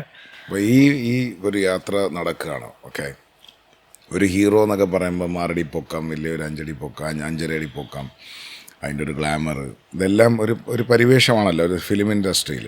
ഇതിനെല്ലാം ബ്രേക്ക് ചെയ്തുകൊണ്ടാണ് വിഷ്ണുവിൻ്റെ എൻട്രി. എൻ്റെ ഒരു കാഴ്ചപ്പാടാണ്. ഇപ്പം ഞാൻ ശ്രീനിചേട്ടൻ്റെ കാര്യമല്ല പറയുന്നത്, അതും ഒരു ഭയങ്കര ഒരു ചെറുപ്പക്കാരനാണ്. ശ്രീനേട്ടനാണെങ്കിൽ പോലും ഒരുപാട് ട്രാവൽ ചെയ്തിട്ടാണ് ഒരു ഹീറോയിക് പരിവേഷത്തിലേക്ക് വരുന്നത്. ഈ കട്ടപ്പനയിൽ ഋതിക് റോഷൻ എന്ന് പറയുന്നൊരു സിനിമ ഉണ്ടാക്കിയ ഒരു റെവല്യൂഷൻ, അതിലേക്ക് എത്തുന്നൊരു ജേണിയുണ്ട്. ആ പടം ഉണ്ടാക്കിയൊരു ഇമ്പാക്റ്റ് ഉണ്ട്. അതിൽ ഒരു പുതിയ നടൻ നാദിർ ഷാ സംവിധാനം ചെയ്യുന്നു. എനിക്ക് തോന്നുന്നു നാദിർ ഷായുടെ 2ാമത്തെ സിനിമയാണെന്ന് തോന്നുന്നു, അതല്ലേ? ഇതിൻ്റെയൊക്കെ ഒരു ജേണി എങ്ങനെയായിരുന്നു? അത് പറഞ്ഞാൽ നടനാവണമെന്നുള്ള ആഗ്രഹം ഉണ്ട്, ചെറുപ്പം തുടങ്ങിയുണ്ടല്ലോ, നമുക്കതുണ്ട്. അപ്പോൾ അതിന് ഈ പറഞ്ഞ പോലെ ആരെങ്കിലും വിളിക്കുമ്പോൾ നമ്മൾ ചെല്ലുക, ഒരു സീൻ അഭിനയിക്കുക, 2 സീൻ അഭിനയിക്കുക, അല്ലെങ്കിൽ 2-3 സീനുകൾ അഭിനയിക്കുക. പേയ്മെൻ്റ് കിട്ടും, ചെറിയ ചെറിയ പേയ്മെൻറ്റുകൾ. അപ്പോൾ അതിൻ്റെ അപ്പുറത്തേക്ക് നമുക്ക് ചോദിക്കാൻ അറിയാനും പാടില്ല, ചോദിക്കാൻ പേടിയുമാണ്. ചോദിച്ചാൽ പിന്നെ ചിലപ്പോൾ വിളിക്കില്ലായിരിക്കും, അങ്ങനെയൊക്കെ ഉണ്ട്. ഞാൻ ചോദിച്ചിട്ടൊക്കെ ഉണ്ട്, പിന്നെ വിളിയൊന്നും വന്നിട്ടുമില്ല. അപ്പോൾ അതെങ്ങനെയാണെന്ന് നമുക്ക് അറിഞ്ഞുകൂടാ. നമുക്ക് നമ്മളാ പോയി ചെയ്ത അഭിനയിച്ച അത് മാത്രമേ നമുക്ക് അറിയുന്നുള്ളൂ. ബാക്കി ഇതെങ്ങനെയാണ് ഇത് നടക്കുന്നതെന്നൊന്നുള്ള ഐഡിയകളൊന്നുമില്ല. അപ്പോഴാണ് കോളേജ് സമയത്താണ് ബിബിനും എന്നോട് എപ്പോഴും പറയും, എടാ നീ നന്നായിട്ട് അഭിനയിക്കുമെന്ന് ഒരുപാട് ഡയറക്ടേഴ്സിനൊക്കെ അറിയാലോ, പോയി ചോദിക്കണം അങ്ങനെയാണ് എന്നൊക്കെ പറഞ്ഞിട്ട് ബിബിൻ തന്നെ നിർബന്ധിച്ച് ഞാനും ബിബിനും കൂടി ഷാഫി സാറിൻ്റെ വീട്ടിൽ പോയിട്ടുണ്ടെന്ന് അന്വേഷിച്ച് കണ്ടുപിടിച്ച് പോവാന്നൊക്കെ പറഞ്ഞിട്ട്. അപ്പോൾ കാരണം ഞാൻ പുള്ളിയുടെ പടത്തിൽ അഭിനയിച്ചിട്ടുണ്ട്, മായാവിയിൽ ചെറിയൊരു സീനിൽ അഭിനയിച്ചു. പോയി തരത്തിൽ പോയി കളിക്കടാപ്പെന്ന് പറയുന്ന ഒരു സാധനമുണ്ട് സലീം കുമാറിന്. അപ്പോൾ അത് അഭിനയിച്ചേക്കണത് പുള്ളിക്ക് ഓർമ്മ ഉണ്ടാവുമല്ലോ. പുള്ളിനോട് പോയി ചാൻസ് ചോദിക്കുക വാ എന്നൊക്കെ പറഞ്ഞിട്ട് അങ്ങനെ ഞാനും ബിബിനും കൂടി ബിബിൻ്റെ സ്കൂട്ടറിൽ ഷാഫി സാറിൻ്റെ വീട് കറുവപ്പള്ളിയിൽ അന്വേഷിച്ച് അവിടെ ചെന്നു. അപ്പോൾ മോളാണ് വന്ന് ഡോർ തുറന്നു. അപ്പോൾ ഷാഫി സാറിന് എന്നെ അറിയാം ഉണ്ടോയെന്ന് ചോദിച്ചപ്പോഴത്തേക്കും ഇല്ലയെന്ന് പറഞ്ഞ്. ഇവിടെ ഇല്ലാന്ന് പറഞ്ഞു. ആണോ എന്ന് പറഞ്ഞ് ഞങ്ങൾ പോകാൻ തുടങ്ങിയപ്പോഴത്തേക്കും സാറ് വന്ന്. ആ പുള്ളി അകത്ത് നോക്കിയപ്പോൾ കണ്ടപ്പോൾ മനസ്സിലായിട്ട് പുള്ളി വന്നു. അപ്പം ഇങ്ങനെ പറഞ്ഞു, ഇങ്ങനെ ഒന്ന് ഓർമ്മിപ്പിക്കാൻ വേണ്ടി വന്നാണ് മുഖം എന്ന് പറഞ്ഞ്. അപ്പോൾ സാറ് പറഞ്ഞാൽ എനിക്ക് ഓർമ്മയുണ്ട്, നമുക്ക് നോക്കാട്ടെ എന്തെങ്കിലും വരട്ടെ എന്നൊക്കെ പറഞ്ഞ്. അപ്പോൾ ഞങ്ങൾ ആ പ്രതീക്ഷയിൽ ഞാനും ബിബിനും പോരുകയും ചെയ്തു. കാലങ്ങൾക്ക് ശേഷം ഇതേ ഷാഫി സാറ് ബിബിനെ നായകനാക്കിയിട്ട് സിനിമ ചെയ്തു. അതാണ് ബിബിനെ ആദ്യമായിട്ട് നായകനായിട്ട് അഭിനയിക്കുന്ന സിനിമ. ഞാനും ഉണ്ട് അതിൽ. അതിനുശേഷം സാറ് എന്നെയും വെച്ചിട്ട് പിന്നെ ഒരു പടം ചെയ്തു. ഇപ്പം ഞങ്ങൾ ഷാഫി സാറിന് വേണ്ടിയിട്ടാണ് ലാസ്റ്റ് ഒരു സ്ക്രിപ്റ്റ് എഴുതി എല്ലാ ഫൈനൽ വർക്കിൽ സാറുമായിട്ട് ഇരുന്ന് ഞങ്ങൾ ഓക്കെ ആക്കി ഇങ്ങനെ നിൽക്കുമ്പോഴാണ് സാറിന് വയ്യാണ്ടായതും ആള് പോയത്. ഇതിനിടയിൽ ഒരു സ്ട്രഗിൾ ഉണ്ട്, ഒരു ആക്സിഡന്റ് സംഭവിക്കുന്നു, മോഹങ്ങളും ആ ചെറുപ്പമാണ്. അതെങ്ങനെ കം ക്രോസ് ചെയ്തു? അത് ഞങ്ങൾ അമേരിക്കക്ക് പോകാനായിട്ട് വിസ ഇൻ്റർവ്യൂ ഒക്കെ കഴിഞ്ഞു. വിസ കിട്ടി.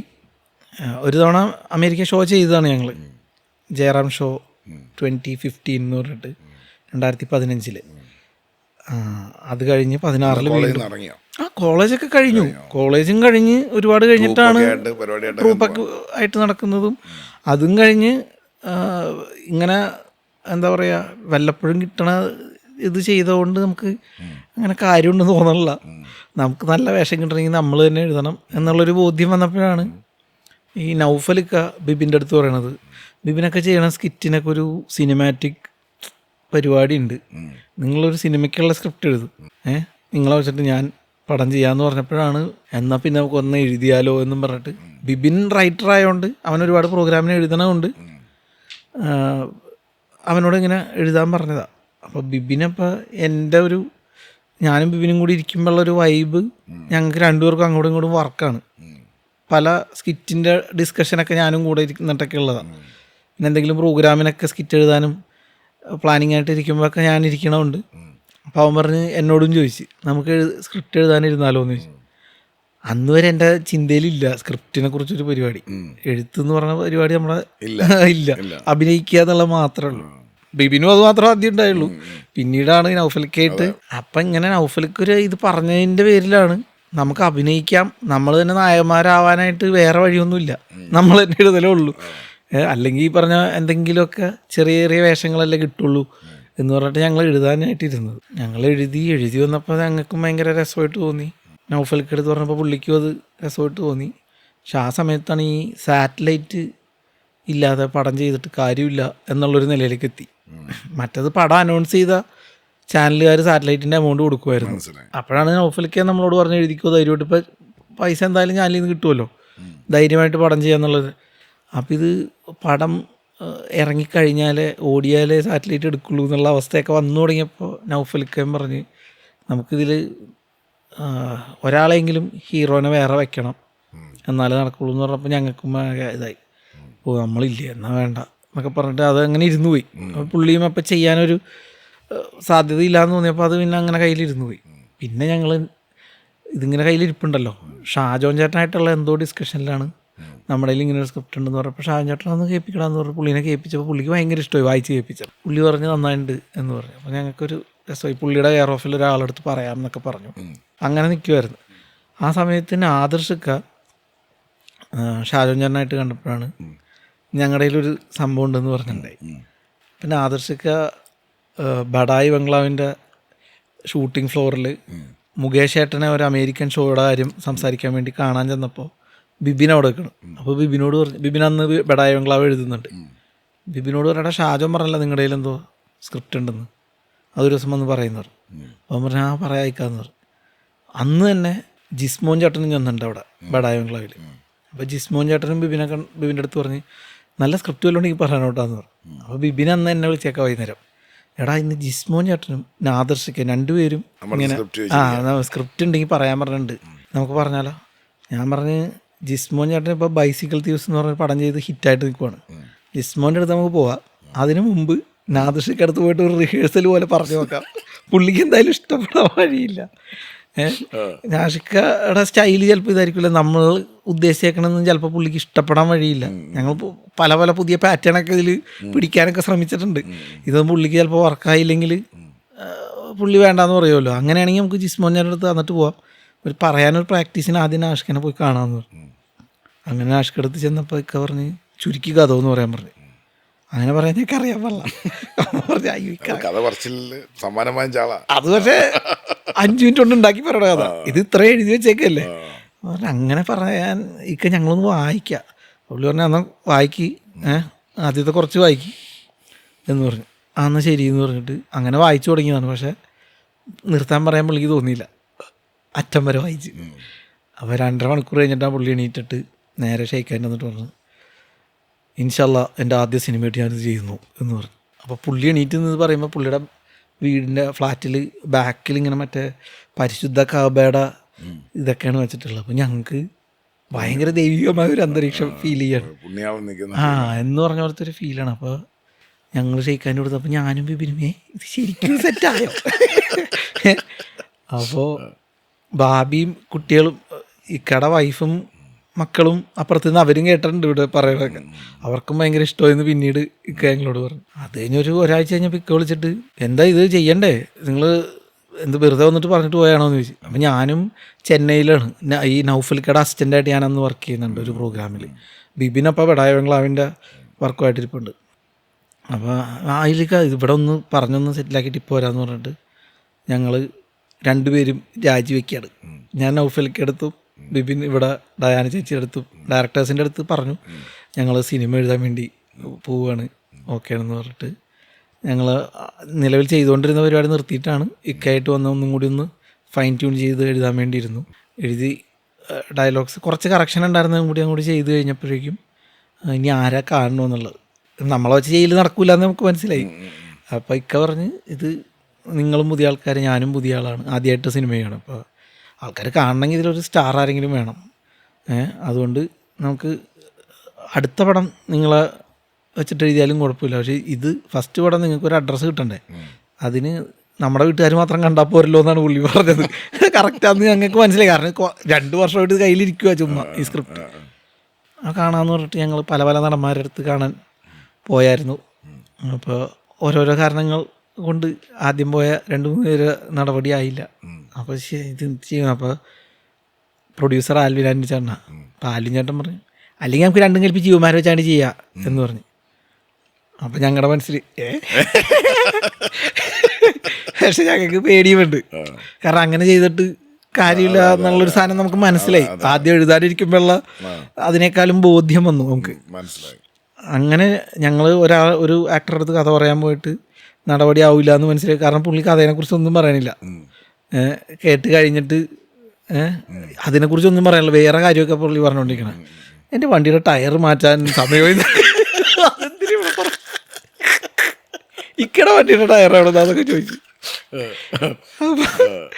നമുക്ക് അപ്പം സങ്കടമായി. പക്ഷെ പുള്ളി അന്ന് അത് ശ്രദ്ധിക്കാത്തതിന് വേറെ റീസൺ ഉണ്ട്, അത് ഞങ്ങൾക്ക് പിന്നീട് മനസ്സിലായി, അതൊന്നും പറയണില്ല. അപ്പൊ ഞങ്ങളവിടെ അതെ അതെ അതെ അവിടെ നിന്ന് ഇറങ്ങി പോരുന്ന സമയത്താണ് ഊണ് കഴിക്കാതിരിക്കുമ്പോഴാണ് ഇക്ക പറയണത് ജയസൂര്യനെ ഒന്ന് വിളിച്ചു നോക്കിയാലോ. പിന്നെന്താ ജയസൂര്യനെ വിളിച്ച് നോക്കുമെന്ന് പറഞ്ഞു. ജയേട്ടനെ വിളിച്ച് നോക്കിയപ്പോഴത്തേക്കും ചേട്ടൻ പറഞ്ഞ് ഇക്ക അതിനെന്തൊക്കെ. അപ്പോൾ ഇക്ക പറഞ്ഞ് അതെ 3 പേരുടെ ഒരു കൂട്ടക്കളി പരിപാടിയാണ്, മെയിൻ സിംഗിൾ ഹീറോ പരിപാടിയല്ല, കുഴപ്പമുണ്ടോയെന്ന് ചോദിച്ചു. അന്ന് ചേട്ടൻ പറഞ്ഞ ഡയലോഗ് എനിക്കങ്ങനെയൊന്നും ഇല്ല, അങ്ങനെയാണെങ്കിൽ ഞാൻ മങ്കി പെൻ എന്ന് പറഞ്ഞ സിനിമ ചെയ്യോ, അതിലാ പയ്യനല്ലേ ഹീറോ, അത് കുഴപ്പമൊന്നുമില്ല, ഇക്ക എന്തായാലും റൈറ്റേഴ്സുമായിട്ട് വാ എന്ന് പറഞ്ഞു. അന്ന് വൈകുന്നേരം തന്നെ ചെല്ലാൻ പറഞ്ഞു. ഞങ്ങളപ്പോൾ അന്ന് വൈകുന്നേരം തന്നെ ജയേട്ടൻ്റെ വീട്ടിൽ ചെന്നിട്ട് സ്ക്രിപ്റ്റ് വായിച്ച് കേൾപ്പിക്കുന്നു. ഇൻ്റർവെല്ലായപ്പോഴത്തേക്കും പുള്ളി ഇങ്ങനെ ചിരിക്കണോ ഇതൊക്കെ ഉണ്ട്. ഇൻ്റർവെല്ലായപ്പോൾ പുള്ളി ഒരു മിനിറ്റാന്ന് പറഞ്ഞ് എണീറ്റ് പോയി. അപ്പോൾ ഞങ്ങൾ എല്ലാവരും പരസ്പരം ഇങ്ങനെ നോക്കാം, ആലും ചേട്ടനുണ്ട്, നാദർശക്കുണ്ട്, ഞാനും ബിബിനും ഉണ്ട്. ഇങ്ങനെ എന്താ ബാക്കി വായിക്കേണ്ടെന്നായിരിക്കുമോ പറയണത്, എന്താ സംഭവം എന്നറിയില്ല. പുള്ളി ചിരിക്കണൊക്കെ ഉണ്ടായിരുന്നു, ഇഷ്ടപ്പെട്ടെന്നാണ് തോന്നിയത്. പിന്നെ പുള്ളി അങ്ങനെ എണീപ്പിച്ച് വിടാൻ സാധ്യതയില്ല. പുള്ളി അപ്പോൾ അകത്ത് പോയിട്ട് തിരിച്ചു വന്നിട്ട് പറഞ്ഞേ. അപ്പോൾ ഇക്ക ചോദിച്ച് എന്താടാ നിങ്ങൾക്ക് ഇഷ്ടമില്ലെന്ന് ചോദിച്ചപ്പോഴത്തേക്കും അതെന്തൊക്കെ അങ്ങനെ ചോദിച്ചത്, ഞാനിത് കഴിയാൻ സമയം കൊടുക്കും, നിങ്ങൾക്കുള്ള ഫുഡ് റെഡിയാക്കാൻ പറയാൻ പോയാന്ന് പറഞ്ഞു വീട്ടിൽ. അപ്പോൾ അത് കേട്ടപ്പോൾ ഞങ്ങൾക്ക് ഭയങ്കര സന്തോഷമായി. മൊത്തം സ്ക്രിപ്റ്റ് പറഞ്ഞ് കേൾപ്പിച്ച് അപ്പം തന്നെ ഫിക്സ് ചെയ്ത് പുള്ളിയാണ് അക്ബർ എന്നുള്ള കാര്യം. പിന്നെ ഈ അമറും പെർഫോമൻസ് ഉണ്ടല്ലോ. അതെ അതെ അമർ അന്തോണി ആര് വേണമെന്നുള്ളതിൻ്റെ പുള്ളിയും 1-2 സാക്ഷ്യം പറഞ്ഞ് നമ്മളും ആന്നൊക്കെ പറഞ്ഞ് പോയി. എന്നിട്ട് ഞങ്ങൾ പിന്നീടാണ് അമറിൻ്റെ കാര്യത്തിന് വേണ്ടിയിട്ട് ഇങ്ങനെ ഇത് പൃഥ്വിരാജായിരുന്നെങ്കിൽ ഒരു ഇതുണ്ടായിരുന്നു എന്ന് പറഞ്ഞു. പോലീസ് സ്റ്റേഷനിലൊക്കെ ഒരു പഞ്ച് ഡയലോഗൊക്കെ പറഞ്ഞു പോകുന്നുണ്ട്. ആ ഡയലോഗ് എഴുതുന്ന സമയത്താണ് പറഞ്ഞത് പൃഥ്വിരാജാണ് ഇത് പറയണമെങ്കിൽ ഭയങ്കര അങ്ങനത്തെ ഒരു അല്ലേ അത് വേണ്ടേന്നിങ്ങനെ പറഞ്ഞപ്പോൾ ആലുഞ്ഞാട് പറഞ്ഞ് രാജുവിനെ വിളിക്കണോ? അപ്പം ഞാൻ ചോദിച്ചു അങ്ങനെയൊക്കെ വിളിക്കാൻ പറ്റുമോ? പിന്നെ ഞാൻ എടുത്തോണ്ട് എൻ്റെ ഒക്കത്തിരുന്ന് വളർന്ന പിള്ളേരല്ലേ എന്ന് പറഞ്ഞു. അപ്പോൾ ഈ സുകുമാരൻ്റെ മാനേജറായിരുന്നു ആൽവിൻ ആൻ്റണി ചേട്ടൻ. അപ്പോൾ അന്ന് തുടങ്ങി അറിയണമല്ലേ പൃഥ്വിരാജിനെ എന്ന് പറഞ്ഞിട്ട് ആൽവിൻ ചേട്ടൻ അപ്പം തന്നെ വിളിക്കുകയാണ്. അപ്പം തന്നെ രാജചേട്ടൻ പറഞ്ഞ് നാളെ രാവിലെ 10 മണിക്ക് കേൾക്കാമെന്ന് പറഞ്ഞു. അപ്പോൾ ഇതെല്ലാം ശരിയാവണം ഒരേ സമയത്ത്. അപ്പോൾ രാവിലെ 10 മണിക്ക് രാജചേട്ടനെ പോയി കാണുന്നു. രാജചേട്ടനെ പറഞ്ഞ് കേൾപ്പിക്കുമ്പോൾ രാജചേട്ടന് പൊട്ടിച്ചിരിക്കുന്നു. ഭയങ്കര ഇഷ്ടമായി. അപ്പോൾ നമ്മൾ ഫിക്സ് ചെയ്തു രാജചേട്ടനൊക്കെ വേണമെങ്കിൽ മറ്റേത് ഇന്ദ്രേട്ടനെയും കൂടി നമുക്ക് ചോദിക്കണം. കാരണം ഇവരുടെ ആ ഒരു കോമ്പിനേഷൻ കറക്റ്റ് ആവും ക്ലാസ്മേറ്റ്സിലേക്ക് പോലെ എന്ന് പറഞ്ഞിട്ട്. അപ്പോൾ രാജചേട്ടൻ കഥ മൊത്തം കേട്ട് കഴിഞ്ഞപ്പോൾ തന്നെ പുള്ളി ഇങ്ങോട്ട് പറയണേ സംഭവമുള്ള പക്ഷേ ഇതിൻ്റെ ഒരു കോമ്പിനേഷൻ ഞാനും ജയേട്ടനും ഇന്ദ്രേട്ടനും ആണെങ്കിൽ ഇത് കറക്റ്റ് ആവും. കറക്റ്റ്. അപ്പോൾ ജയേട്ടനോട് ഞങ്ങൾ പറഞ്ഞോളാം. ഇന്ദ്രേട്ടൻ ഇപ്പം തന്നെ വിളിക്കുക. അപ്പം തന്നെ രാജചേട്ടൻ വിളിച്ച് ഇന്ദ്രേട്ടനോട് കാര്യം പറയുന്നു. ഇന്ദ്രേട്ടൻ ബോംബെയിലെ എങ്ങാണ്ടാണ്. പിറ്റേ ദിവസം എന്തോ വരും അപ്പം കേൾക്കാമെന്ന് പറയുന്നു. പിറ്റേ ദിവസം ഇന്ദ്രേട്ടൻ വരുന്നു. കഥയൊക്കെ പുള്ളിക്കും ഇഷ്ടമാവുന്നു. പുള്ളി ചോദിച്ചു ഞാനിതിൽ ഏതാ ചെയ്യേണ്ടതെന്ന് ചോദിച്ചത്. അപ്പോൾ ഞങ്ങൾ പറഞ്ഞു ഇങ്ങനെ അന്തോണി. Okay set. അങ്ങനെയാണ് ഇത് ഓണാവണത്. അതങ്ങനെ സെറ്റായി കഴിഞ്ഞപ്പോൾ ഞങ്ങൾ സംഗതി വലുതായി. അപ്പോൾ നമ്മൾ സ്വപ്നം കണ്ടതിനേക്കാളൊക്കെ വലിയ അന്ന് ഇത് മുടങ്ങിപ്പോകുമ്പോൾ ഇത് 2 വർഷം ഈ സ്ക്രിപ്റ്റ് കയ്യിലിരിക്കുമ്പോഴൊക്കെ എല്ലാവരും ഉള്ളിലൊരു വിഷമം ഉണ്ടാവില്ല. അതേപോലെ നമുക്കും വിഷമം ഉണ്ടായിരുന്നു. പക്ഷേ അതിൽ നിന്നൊക്കെ നമുക്കൊരു മനസ്സിലൊരുപാട് എന്താ പറയുക ലേണിങ്ങുകൾ വന്നു. നമുക്കിപ്പോൾ എന്ത് പ്രശ്നം വന്നാലും എന്ത് ബുദ്ധിമുട്ട് വന്നാലും ഇതിനേക്കാൾ നല്ല എന്തോ കാര്യത്തിന് വേണ്ടിയാണ് ആ ഡിലേ എന്നുള്ളൊരു സംഭവം ഉണ്ടല്ലോ. ഇത് വെറുതെ എവിടെയോ കേട്ട മോട്ടിവേഷനല്ല. ഇത് ജീവിതത്തിൽ നമ്മൾ കണ്ട് അറിഞ്ഞ് അനുഭവിച്ച് മനസ്സിലാക്കിയ കാര്യമാണ്. ഇതിനകത്ത് 2 കാര്യങ്ങളാണ്. ഒന്ന് ഈ പിഷാരടിയുടെ ശർവാണി ഇട്ടിട്ടുള്ളൊരു നടത്താം. ഇതൊക്കെ എവിടുന്ന് ചുരണ്ടി കൊണ്ടുവന്നതാണ്. ഒന്ന് സിമ്പിളനായിട്ട് വല്ല കജാവിന് നോക്കി കൊണ്ടുപോകല്ലേ. ഇതൊക്കെ അത് അങ്ങനെയുള്ള ഒരുത്തൻ നാട്ടിൽ കാണും. രണ്ടാമത്തെ ഈ ഡ്രസ്സിന്റെ സാധനം നമ്മുടെ ഒരു കൂട്ടുകാരനുണ്ട് ശ്യാം അഭിനയിച്ചിട്ടുണ്ട്. നമ്മുടെ എല്ലാ പടത്തിലും അഭിനയിച്ചിട്ടുണ്ട്. യമണ്ടം പ്രേമകഥയിൽ ബംഗാളിയായിട്ട് അഭിനയിച്ചിട്ടുള്ളത് അവനാണ്.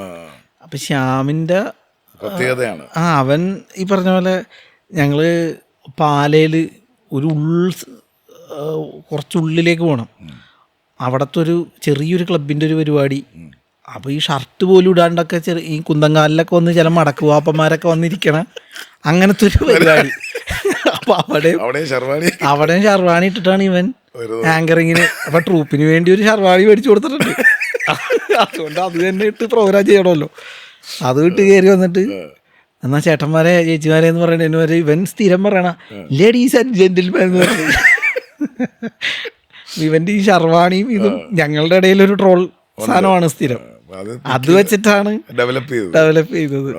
വളരെ ക്ലാസ് ആയിട്ട്. കാരണം നമുക്ക് ഒരിക്കലും പ്രതീക്ഷിക്കാൻ പറ്റത്തില്ല. മാത്രം പലരും ഫസ്റ്റ് അറ്റംപ്റ്റിൽ ഇതിനൊക്കെ സ്ക്രിപ്റ്റും ഇതിനൊക്കെ ഡിറക്ഷനും ഇതിനകത്ത് ഈ ആസിഫ് അലി എങ്ങനെ ഉണ്ടോന്ന് പറഞ്ഞാൽ പിന്നെ അടുത്തത് ആസിഫ് ഖാനോട് ആദ്യം ഇതിൽ ലീഡ് റോൾസിൽ ഒരെണ്ണം ആസിഫ് ഖാനോട് പറയാമെന്ന് ഇങ്ങനെ ഇക്ക പള്ളിയിൽ വെച്ച് കണ്ടപ്പോൾ ഓൾറെഡി പറഞ്ഞിട്ടുണ്ടായിരുന്നു.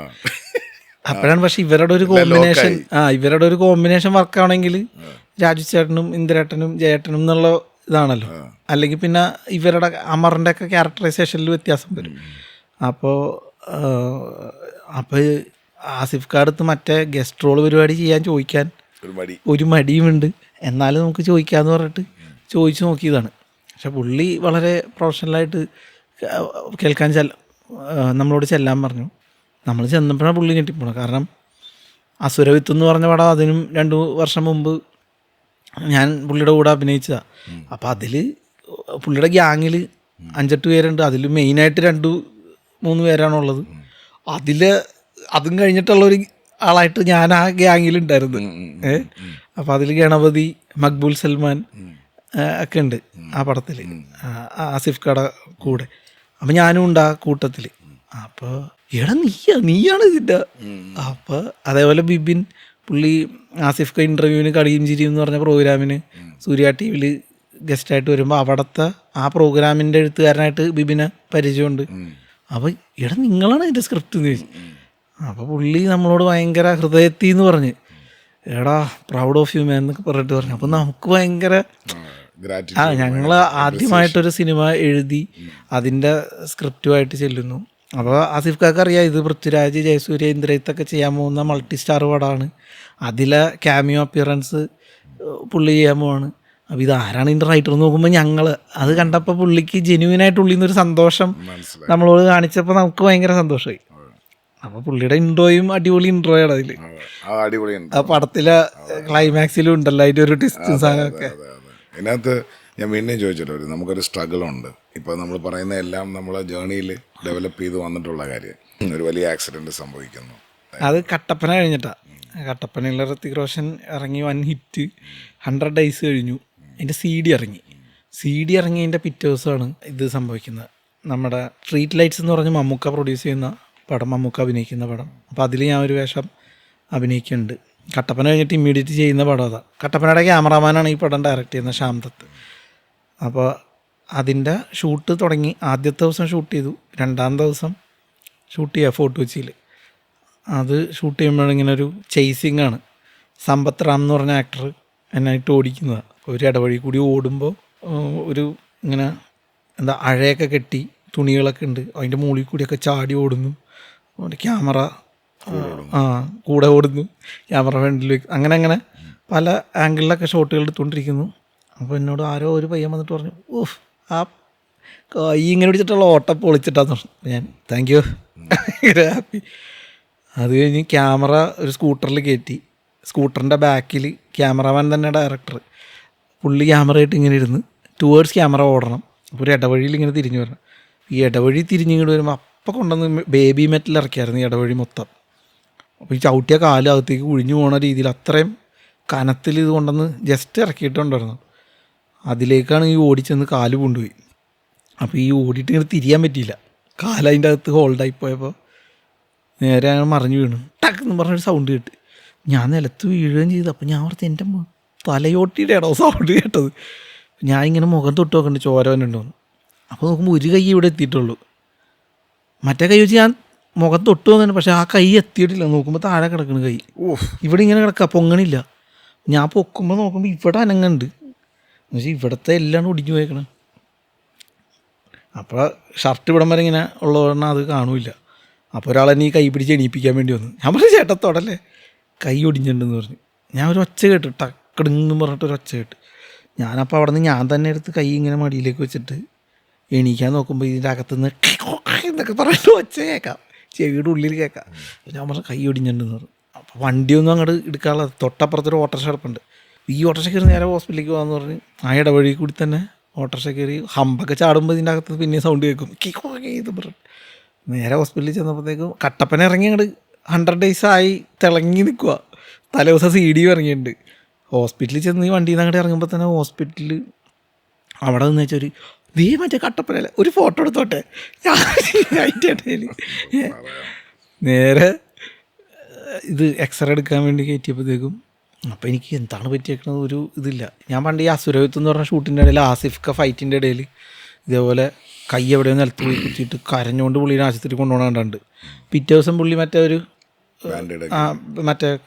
ഒരു ബാഗില്ലേ സ്ലിംഗ് ബാഗ് അതിൽ കൈയിട്ട് ഇങ്ങനെ വന്നു. 2 ദിവസം കഴിഞ്ഞപ്പോൾ ഓക്കെ ആയി ഷൂട്ട് ചെയ്തു. അപ്പോൾ ആ ഒരു ഓർമ്മ എൻ്റെ മനസ്സിലുണ്ട്. അതേപോലെ 2 ദിവസം സ്ലിംഗ് ഇടേണ്ടി വരുമായിരിക്കും എന്ന് പറഞ്ഞിട്ട്. അപ്പോൾ ഈ എക്സ്റേ എടുത്തിട്ട് വന്നപ്പോൾ ആ ടെക്നീഷ്യൻ പറഞ്ഞ് കുഴപ്പമൊന്നുമില്ല എന്ന് പറഞ്ഞു. ഞാൻ പറഞ്ഞു ഓ ദൈവമേ പൊട്ടലൊന്നുമില്ല. പൊട്ടലുണ്ട്. ഞാൻ പറഞ്ഞു അയ്യോ അപ്പോൾ എന്ത് ചെയ്യും? അത് മാറിക്കോളും കുഴപ്പമില്ല. ഞാൻ പറഞ്ഞു എത്ര ദിവസം എടുക്കും? ഒരു 3 മാസമൊക്കെ എടുക്കുമായിരിക്കും. ഒന്ന് 3 മാസമോ? പിന്നെ ഫ്രാക്ചറായ 3 മാസം എടുക്കില്ലേ അത് ചോദിച്ചാൽ അയാൾ. അപ്പോഴാണ് എനിക്ക് മനസ്സിലാവണം. കാരണം ഇവിടെ ഒരു 10 ദിവസം കണ്ട ഷൂട്ട്, അത് കഴിഞ്ഞാൽ അമേരിക്കയ്ക്ക് പോകണമല്ലോ, വിസ അടിച്ച് വെച്ചേക്കുക. അമേരിക്ക പോകണം, പിന്നെ 1 മാസം അമേരിക്കൻ ഷോ, അത് കഴിഞ്ഞ് തിരിച്ചു വന്നിട്ട് ബാക്കി ചെയ്യാൻ കമ്മിറ്റ് ചെയ്തേക്കണം 1-2 പരിപാടികൾ. ഇതെല്ലാം പാളുമല്ലോ എന്നൊക്കെ പറഞ്ഞിട്ട് ഇങ്ങനെ ഒരു സങ്കടം, കരച്ചിലറിയും. അപ്പോൾ കാരണം കൈയൊടിഞ്ഞതും അതിനുപരി മമ്മൂക്ക പ്രൊഡ്യൂസ് ചെയ്യണ പടം, മമ്മൂക്കയുടെ കൂടെ കോമ്പിനേഷൻ സീനൊക്കെ അഭിനയിക്കാനുള്ള 2 ദിവസം കഴിയുമ്പോഴൊക്കെ ഇതെല്ലാം പൊളിഞ്ഞല്ലോ. ഇപ്പോൾ ഈ അതേപോലെ ശ്യാമേട്ടൻ ആദ്യമായിട്ട് ഡയറക്റ്റ് ചെയ്യണ പടം, അതിൻ്റെ തുടക്കം തന്നെ ഇങ്ങനെ സംഭവിച്ച്.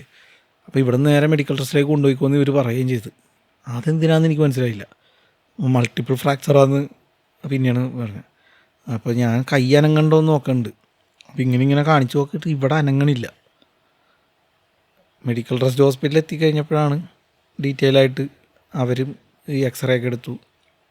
അത് കഴിഞ്ഞപ്പോഴാണ് പറഞ്ഞാൽ സർജറി ചെയ്യണം, പ്ലേറ്റ് ഇടണം. കാരണം നമ്മൾ ഇവിടുത്തെ ഈ എല്ലിനെ പ്രൊട്ടക്റ്റ് ചെയ്യാനാണ് ഇവിടെ നമുക്ക് മസിൽ.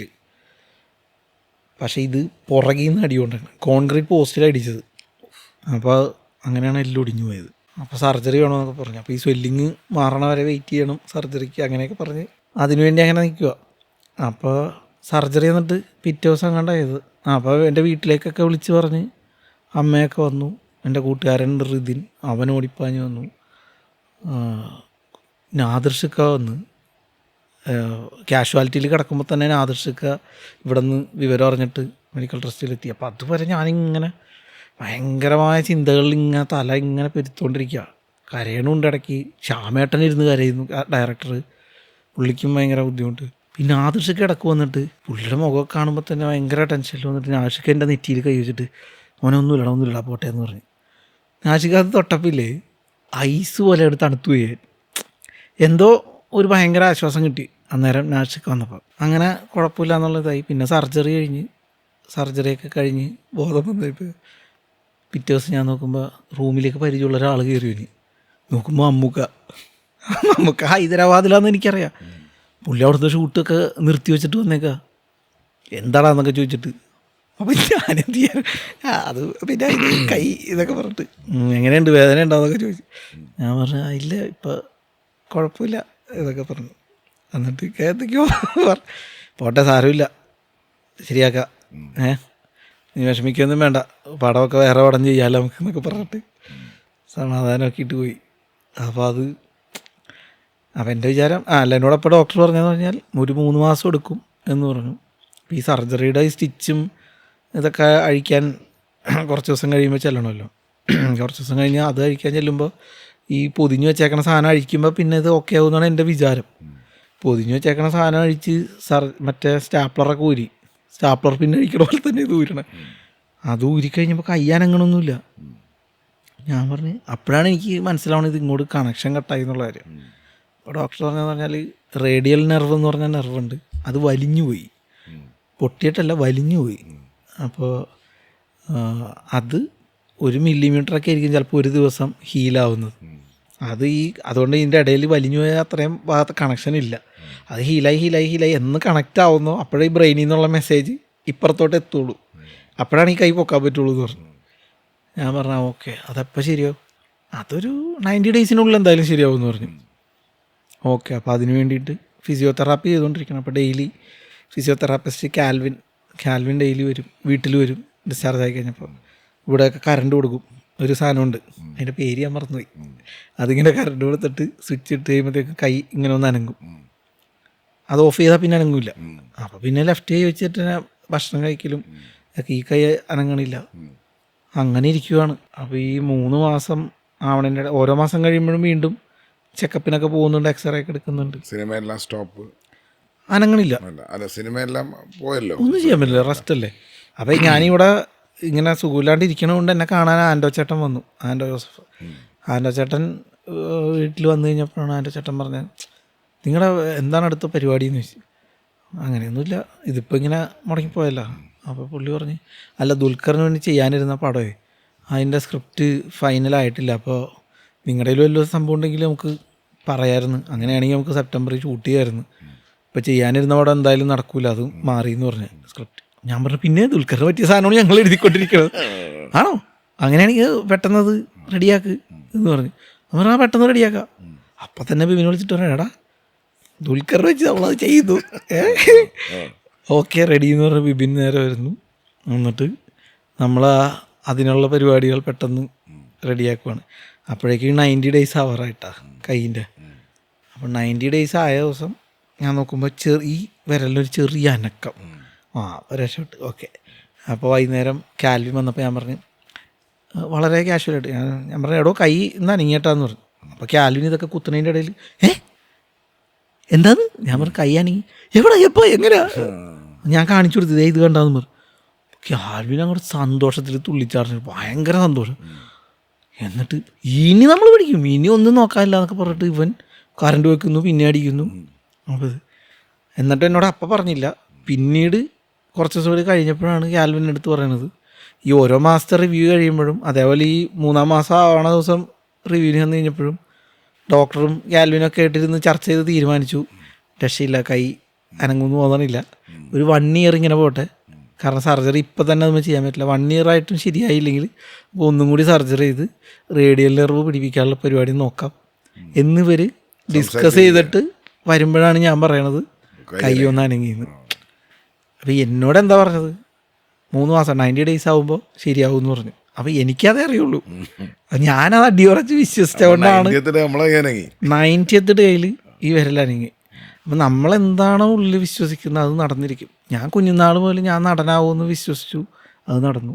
മാനിഫെസ്റ്റേഷൻ ആ വാക്കൊക്കെ ഇപ്പോഴാണ് നമ്മൾ അറിയണത്. പക്ഷേ ഇത് പ്രാക്ടിക്കലി അത് നമ്മുടെ ജീവിതത്തിൽ നടന്നിട്ടുണ്ട്. നടക്കുന്നതെല്ലാം നല്ലതിനായിരിക്കും എന്നുള്ളതാണ് ഞാൻ മനസ്സിലാക്കുന്നത്. അന്ന് ആ സിനിമ ഞങ്ങളെ വെച്ച് ചെയ്യാനിരുന്ന സിനിമ നടക്കാതെ പോയത് കൊണ്ടാണ് ഞങ്ങൾക്ക് ഇത്രയും വലിയൊരു എൻട്രി കിട്ടിയത്. ഒരു മൾട്ടി സ്റ്റാർ പടത്തിൻ്റെ റൈറ്റേഴ്സ് എന്നുള്ളൊരു അഡ്രസ്സ് ഞങ്ങൾക്ക് കിട്ടിയത്. പിന്നെ ഞങ്ങൾ 2ാമത്തെ സ്ക്രിപ്റ്റ് ഓൾറെഡി എഴുതി വെച്ചാൽ വേറൊരു ആക്ടറെ അടുത്ത് പറയാൻ വേണ്ടിയിട്ടായിരുന്നു. അത് വിനീതേട്ടൻ തന്നെ ഇന്നാളെ ഒരു ഇൻ്റർവ്യൂവിൽ പറഞ്ഞു. ഞാനവിടെ പറയാറില്ലായിരുന്നു, വിനീതേട്ടൻ ഒരു ഇൻ്റർവ്യൂ പറഞ്ഞുകൊണ്ട് എനിക്ക് പറയാമല്ലോ. അപ്പോൾ വിനീതേട്ടൻ അന്ന് വേറൊരു പടം സിനിമ ബാക്ക്ഗ്രൗണ്ട് ആയിട്ടുള്ള വേറൊരു പടം കമ്മിറ്റ് ചെയ്തേക്കണോണ്ടായിരിക്കും പുള്ളി അന്ന് ചെയ്യാൻ പറ്റില്ല എന്നുള്ള രീതിയിൽ പറഞ്ഞു കഴിഞ്ഞപ്പോൾ അപ്പോഴും നമ്മുടെ ഇത് മുടങ്ങണ പോലെയാണല്ലോ. പക്ഷെ അത് നടക്കാത്തതുകൊണ്ട് എന്തായി, എന്നെ വെച്ചിട്ട് ആ പടം ചെയ്യാൻ കറങ്ങി തിരിഞ്ഞതിന് ആദർശിക്കാതെ തന്നെ ചെയ്യാൻ ഒക്കെ ഒരു തീരുമാനം. അപ്പോൾ അതെല്ലാം നല്ലതിനാണ്. അപ്പോൾ അന്ന് ഒരെണ്ണം മുടങ്ങുമ്പോൾ നമുക്ക് വിഷമവും, പക്ഷെ അതിനേക്കാൾ നല്ലൊരു സാധ്യത ഉള്ളത് കൊണ്ടായിരിക്കും. ഈ കട്ടപ്പന ഋതിക് റോഷന്റെ ഗ്ലാമറസ് റോൾ അല്ലല്ലോ. അതെ ഒരിക്കലും. അതെങ്ങനെയായിരിക്കും വിഷ്ണു കൺസീവ് ചെയ്ത്? നമ്മുടെ ആത്മകഥ പോലെ തന്നെയല്ലേ. അപ്പോൾ അത് ഞങ്ങളുടെ ജീവിതത്തിലുണ്ടായ ഒരുപാട് കാര്യങ്ങൾ അതിലുണ്ട്. അപ്പോൾ അത് ഈ പറഞ്ഞ പോലെ എന്താ പറയുക, കോംപ്ലക്സുകളാണെങ്കിലും അത് അത്രയും സ്വീകരിക്കപ്പെട്ടതെന്ന് പറഞ്ഞാൽ ഇതൊരു 90% ആളുകൾക്കും അതിലെ ക്യാരക്ടർ കിച്ചു, ആ കിച്ചുവിൻ്റെ ആ മനപ്രയാസങ്ങൾ, ആ കാര്യങ്ങളെല്ലാവരും അതിലൂടെയൊക്കെ കടന്നു പോയിട്ടുള്ളവർ. ഈ ശബ്ദവും അടിപൊളിയാട്ടോ. ആണോ? ഒരാളെ കരയിപ്പിക്കാനും വിഷമിപ്പിക്കാനും ഉള്ളൊരു ഒരു ബ്രേക്കിന് പോയിട്ട് വരാം. Shine with the line is going to have rapid fire with Vishnu Unnikrishnan.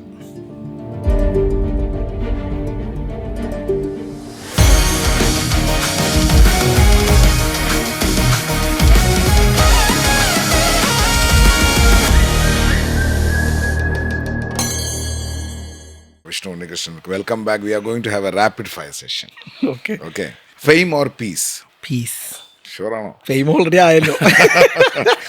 Money or passion? Passion. Actor Vishnu or writer Vishnu? Actor Vishnu. One role you wish you did? Dark Shades is Karnan. കൊള്ളാം. ബാക്കി നമ്മൾ ഏറ്റെടുത്തോളാം. One failure that taught you everything. ഒരു തോൽവിയിൽ എല്ലാം പഠിക്കാൻ പറ്റുമെന്ന് എനിക്ക് തോന്നുന്നില്ല. തോൽവികളിലൂടെയാണ് നമ്മളെല്ലാം പഠിക്കുന്നത്. Thank you so much. That was rapid fire with Vishnu Unnikrishnan. അപ്പം ഈ ഒരു ഇത്രയും സ്ട്രഗിൾ ചെയ്യുന്ന ഒരു ഇൻഡസ്ട്രിയിൽ താങ്കൾക്ക് ഗോ ത്രൂ ചെയ്യുമ്പോൾ ഉണ്ടാവുന്ന താങ്കളുടെ സെൽഫ് കോൺഫിഡൻസ് മാത്രമാണോ? എന്നുവെച്ചാൽ പ്രശ്നങ്ങളുണ്ട്, ബുദ്ധിമുട്ടുകളൊക്കെ വരാറുണ്ട്. അതിൽ ഫോക്കസ്ഡ് ആവാറില്ല ഒരിക്കലും. നമ്മളതിലായാലും ബോധപൂർവ്വം അതിൽ നിന്ന് ശ്രദ്ധ മാറ്റി കഴിയുമ്പോഴത്തേക്കും എനിക്ക് എന്നെ അതൊന്നും ബാധിക്കാറേ ഇല്ല എന്നാണ് ഞാൻ എന്നെക്കുറിച്ച് മനസ്സിലാക്കുന്നത്. ഈ ഫിലിം ഇൻഡസ്ട്രിയിലേക്ക് വരാൻ ആഗ്രഹിക്കുന്ന ചെറുപ്പക്കാരോട് എന്താണ് വിഷ്ണുവിന് പറയാനുള്ളത്? അല്ല, അവർക്ക് ഏറ്റവും പാഷനേറ്റ് ആയിട്ടുള്ള കാര്യത്തിൽ അവർ കൂടുതൽ ഇൻവെസ്റ്റ് ചെയ്യട്ടെ. അവരുടെ സമയവും അവരുടെ അധ്വാനവും അല്ലേ, അവരുടെ എല്ലാ എഫേർട്ടുകളും അവർക്ക് ഏറ്റവും എന്താ പറയുക പാഷനേറ്റ് ആയിട്ടുള്ള കാര്യത്തിൽ ഇൻവെസ്റ്റ് ചെയ്യുമ്പോൾ ബാക്കിയൊന്നും അവരെ ബാധിക്കില്ല. ക്ഷമ ഒരു വലിയ ഘടകമാണോ? വലിയ ഘടകമാണ്. ഞാൻ ക്ഷമയുടെ അംബാസഡറാണ്. ഏതെങ്കിലും ഒരു ഡയലോഗുണ്ടോ? എപ്പോഴും നമുക്ക് ചില സമയത്ത് കാണുമല്ലോ, എന്താ പറയുക, ചില സിനിമകളുടെ ഡയലോഗ് നമ്മളോട് ട്രാവൽ ചെയ്യുമല്ലോ. നീ എപ്പോഴും കൂടുതൽ യൂസ് ചെയ്യാറുള്ള സാധനം എന്ന് പറഞ്ഞാൽ എല്ലാത്തിനും അതിൻ്റെ സമയമുണ്ട് ദാസ എന്ന് പറയുന്നതാണ്. അല്ല, എഴുതിയ ഡയലോഗുകളിൽ നമ്മൾ എഴുതി പോകുമ്പോൾ എഴുതി പോവുമായിരിക്കാം, ചില ഡയലോഗുകൾ നമ്മൾ മനസ്സിൽ ഇങ്ങനെ തങ്ങി അങ്ങ് നിൽക്കും. അങ്ങനെ ഏതെങ്കിലും ഒരു ഡയലോഗ് ഇമോഷണലാണ് കോമഡിയാണോ ചേട്ടാ ഏതാ വേണ്ടത്? നമുക്ക് ഇമോഷണൽ പിടിക്കാം. ഏറ്റവും കൂടുതൽ സെലിബ്രേറ്റ് ചെയ്യപ്പെട്ട ഒരു സാധനമാണ് മറ്റേ കട്ടപ്പനയിലെ അമ്മയെ കുറിച്ച് പറയുന്ന. അപ്പം അതിൽ ധർമ്മേട്ടൻ്റെ ക്യാരക്ടർ ദാസപ്പൻ പറയും, എടാ ഈ ലോകത്ത് നമ്മളെ വിട്ടിട്ട് പോകില്ല എന്ന് നമുക്ക് ഉറപ്പുള്ള ഒരേ ഒരാളുള്ളൂ, അത് നമ്മുടെ അമ്മയാണ്. അപ്പോൾ കിച്ചു പറയണത്, എടാ ദാസപ്പ അത് നിൻ്റെ അമ്മ എപ്പോഴും കൂടെ ഉള്ളതുകൊണ്ട് തോന്നണം കേട്ടോ, നാളെ അമ്മയെന്ന് വിളിക്കുമ്പോൾ വിളി കേൾക്കാൻ ആരും ഇല്ലാത്തൊരവസ്ഥയുണ്ട്, അത് ഭയങ്കര സങ്കടാടാ എന്ന് പറയണത്. അപ്പം അത് ഈ അമ്മ നഷ്ടപ്പെട്ട ആൾക്കാർക്ക് സഹിക്കാൻ പറ്റൂല, അമ്മയെ മിസ് ചെയ്യുന്നവർക്ക്. അതെ, എന്തായാലും താങ്കളൊരു സകലകലാ വല്ലഭൻ അല്ലേ, ഈ പറയുന്ന കണക്ക് കലാപ്രതിഭ. അപ്പം ഞങ്ങളുടെ പ്രേക്ഷകർക്ക് വേണ്ടി ഒരു രണ്ടുപേരി പാട്ട് കലാപ്രതിഭ വിഷ്ണു നിങ്ങൾക്കായി ആ ബിൽഡപ്പ് കൊടുക്കല്ലേ.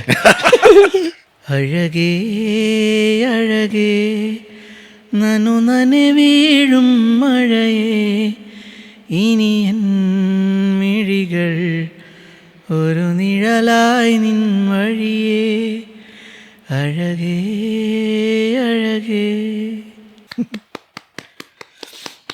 ഇനി ഒരെണ്ണം കൂടെ പാടുകയാണ്, ഇനി വേണ്ടൊരു പാട്ട്. ഓക്കെ, നമുക്ക് വേണ്ടി കോൺവെർസേഷൻ അവസാനിപ്പിക്കാൻ പോവാണ്. കാവിൽ വിളക്ക് തെളിച്ചവള്, കാത്തിരിക്കാന്ന് പറഞ്ഞവള്, കണ്ണോടു കണ്ണായിരുന്നവള്, മണ്ണോട് മണ്ണായി മറഞ്ഞവള്, കാണാൻ എന്തൊരു ചന്തമാണത്, കേൾക്കാൻ എന്തൊരു ഇമ്പമാണത്, കാണാൻ എന്തൊരു ചന്തമാണത്, കേൾക്കാൻ എന്തൊരു ഇമ്പമാണത്. ഇപ്പം അച്ഛനും അമ്മയും ഉണ്ട്, അടുക്കളയുണ്ട്, 2 ചേച്ചിമാരുണ്ട്, വിഷ്ണു ഇഷ്ടം ഭാര്യയുണ്ട്, 3 മക്കളുണ്ട്. 3 മക്കളുണ്ട്. ഞാൻ കല്യാണം കഴിച്ചില്ല എന്നാ വിചാരിച്ച, sorry, you are N old man. Okay, അതായത് ഒരു മോൻ 5 വയസ്സായി, രണ്ടാമത്തെ ട്വിൻസ് ആണ്. അങ്ങനെ 3 മക്കളാണ്. അവർക്ക് 6 മാസമായിട്ടുള്ള. 6 മാസമായിട്ടുള്ള പ്രേമവിവാഹമായിരുന്നോ? അല്ല, അറേഞ്ച്ഡ് ആണ്. അതിനുശേഷമാണ് പ്രേമിച്ചു തുടങ്ങിയത്. അത് ഭാര്യ കൈയോടെ പിടിച്ചോണ്ട് തമാശ പറഞ്ഞു. അതൊരു പോയിന്റ് ആയിരുന്നു, സിനിമയിൽ ഉപയോഗിച്ച് ഈ കൗണ്ടറോൾ. അതെ, ഞാനൊരു ചോദ്യം ചോദിക്കുന്നത്, ഇപ്പൊ ഇഷ്ടപ്പെട്ട ഭക്ഷണം അമ്മയുടെ അടുക്കളയിൽ നിന്നാണല്ലോ സാധാരണ ഉണ്ടാവുക. അപ്പം അങ്ങനെ ഭാര്യ വന്നതിന് ശേഷം ഭാര്യ ഉണ്ടാക്കിയ ഒരു ഇഷ്ടപ്പെട്ട ഡിഷ് ഏതാണ്? അവളൊരു ചിക്കൻ കറി ഉണ്ടാക്കി, അത് വൻ വിജയമായിരുന്നു. അല്ല, ചിക്കൻ കറിയും വിജയിച്ചു. ഒരു ബിരിയാണി ഉണ്ടാക്കി. അപ്പോൾ മറ്റേ അങ്ങനെയല്ല ഉദ്ദേശിച്ചത്, പക്ഷെ ഉണ്ടാക്കി വന്നപ്പോൾ തലപ്പാക്കട്ടി ബിരിയാണി പോലെ ആയി. അത് ഞാൻ പറഞ്ഞു, ഇത് വൻ വിജയമായി എന്ന് പറഞ്ഞു. വിഷ്ണു കുക്ക് ചെയ്യാറുണ്ടോ? ഞാൻ ചെയ്തിട്ടുണ്ട്, അങ്ങനെ സ്ഥിരം കുക്ക് ചെയ്യലോ ഒന്നുമില്ല. ബിബിൻ എനിക്ക് ഉപ്പിലിട്ട ബീഫിന്റെ റെസിപ്പി പറഞ്ഞാണ്, അതെനിക്ക് താങ്കളെ വീട്ടിൽ നിന്ന് ഒരു റെസിപ്പി പറഞ്ഞാൽ കേൾക്കണം. അയ്യോ, റെസിപ്പി പറയാൻ എനിക്ക് അറിഞ്ഞൂടാ. എന്റെ അമ്മ ഉണ്ടാക്കുന്നത് മറ്റേ മൊളോഷ്യം എന്ന് പറഞ്ഞൊരു ഐറ്റം ഉണ്ട്. ഇത് തന്നെയാണല്ലോ ബിബിനും പറഞ്ഞത്, മൊളോഷ്യോ. അത് റെസിപ്പി പറഞ്ഞില്ല, ഈ ഡിഷിനെ പറ്റി പ്രത്യേകം പറഞ്ഞത് ഒരുമിച്ചിരുന്ന് എഴുതുന്നതാണോ നിങ്ങൾ? ലൈഫ് സ്ക്രിപ്റ്റ് അല്ല. അല്ല, ബിബിന് മൊളോഷ്യം എന്റെ വീട്ടിൽ നിന്നുള്ള പരിചയമുള്ളൂ, അവരുടെ വീട്ടിൽ മൊളോഷ്യം വെക്കാറില്ല. എങ്ങനെ മൊളോഷ്യം എങ്ങനെ പ്രിപ്പയർ ചെയ്യുന്നു പറഞ്ഞു? അയ്യോ, അതെനിക്ക് അറിയാൻ പാടില്ല, അതെന്റെ അമ്മയോട് ചോദിക്കേണ്ടി. മൊളോഷ്യയെ പറ്റി അറിയോ? നിങ്ങൾക്ക് അറിയോ? ഇല്ല, ശരത്തിന് അറിയാമോ മൊളോഷ്യയെ പറ്റി? അത് പല പല ഐറ്റംസ് വെച്ച് ഉണ്ടാക്കും. വെണ്ടക്ക മൊളോഷ്യം ഉണ്ട്. അതെന്തോ സ്പൈസി അല്ലേ? അല്ല, അത് എരിവൊന്നും ഇല്ലാത്തൊരു, എരിവുണ്ട്. സിംപ്ലി പച്ചമുളകും വേപ്പിലയും പച്ചവെളിച്ചെണ്ണയൊക്കെ മാത്രമുള്ള പരിപ്പും ഉരുളക്കിഴങ്ങൊക്കെ ഇട്ടുള്ളൊരു. ഇപ്പം മൊളോഷ്യ റെസിപ്പി കിട്ടിയില്ലേ? ഇത്രയേ ഉള്ളൂ. അപ്പം മൊളോഷ്യ കഴിക്കുക, ഈ റെസിപ്പി നോട്ട് ചെയ്യുക, ബാക്കി വിഷ്ണുവിൻ്റെ ഉത്തരവാദിത്തമാണ്, എൻ്റെ അല്ല, അല്ലേ? Thank you so much Vishnu. Much എന്താ പറയുക, മാനിഫെസ്റ്റേഷൻ എന്ന് പറയുന്ന എൻ്റെയും തോട്ട് പ്രോസസ്സിൽ ഞാൻ എപ്പോഴും റെസ്പെക്റ്റ് ചെയ്യുന്ന കുറേ പേഴ്സണാലിറ്റീസിൻ്റെ കോമൺ തോട്ട് പ്രോസസ്സിൽ പറഞ്ഞാണ്, even you die never give up. ആ ഗിവ് അപ്പ് എന്ന് പറയുന്നൊരു സാധനം താങ്കളുടെ ഡിക്ഷണറിയിലും ഇല്ല എന്നറിഞ്ഞതിൽ ഒരുപാട് സന്തോഷം. A big salute. നല്ല നല്ല സിനിമകൾ ഉണ്ടാവട്ടെ, നല്ല നല്ല കഥാപാത്രങ്ങൾ താങ്കളെ അന്വേഷിച്ചു വരട്ടെ, ഇന്ത്യ താങ്കളെ സെലിബ്രേറ്റ് ചെയ്യട്ടെ. Success is not a straight road. It's filled with detours, delays, and doubts. But stories like this remind us that if you stay true to your craft and honest to your journey, the world will eventually listen. This was not just a conversation. This was a reminder that dreams don't work unless you do. This is Shine with Nalan, and this is where stories find their voice. Thank you. Thank you so much for being here, Vishnu Unnikrishnan. Thank you ഏട്ടാ, thank you, സന്തോഷം. By.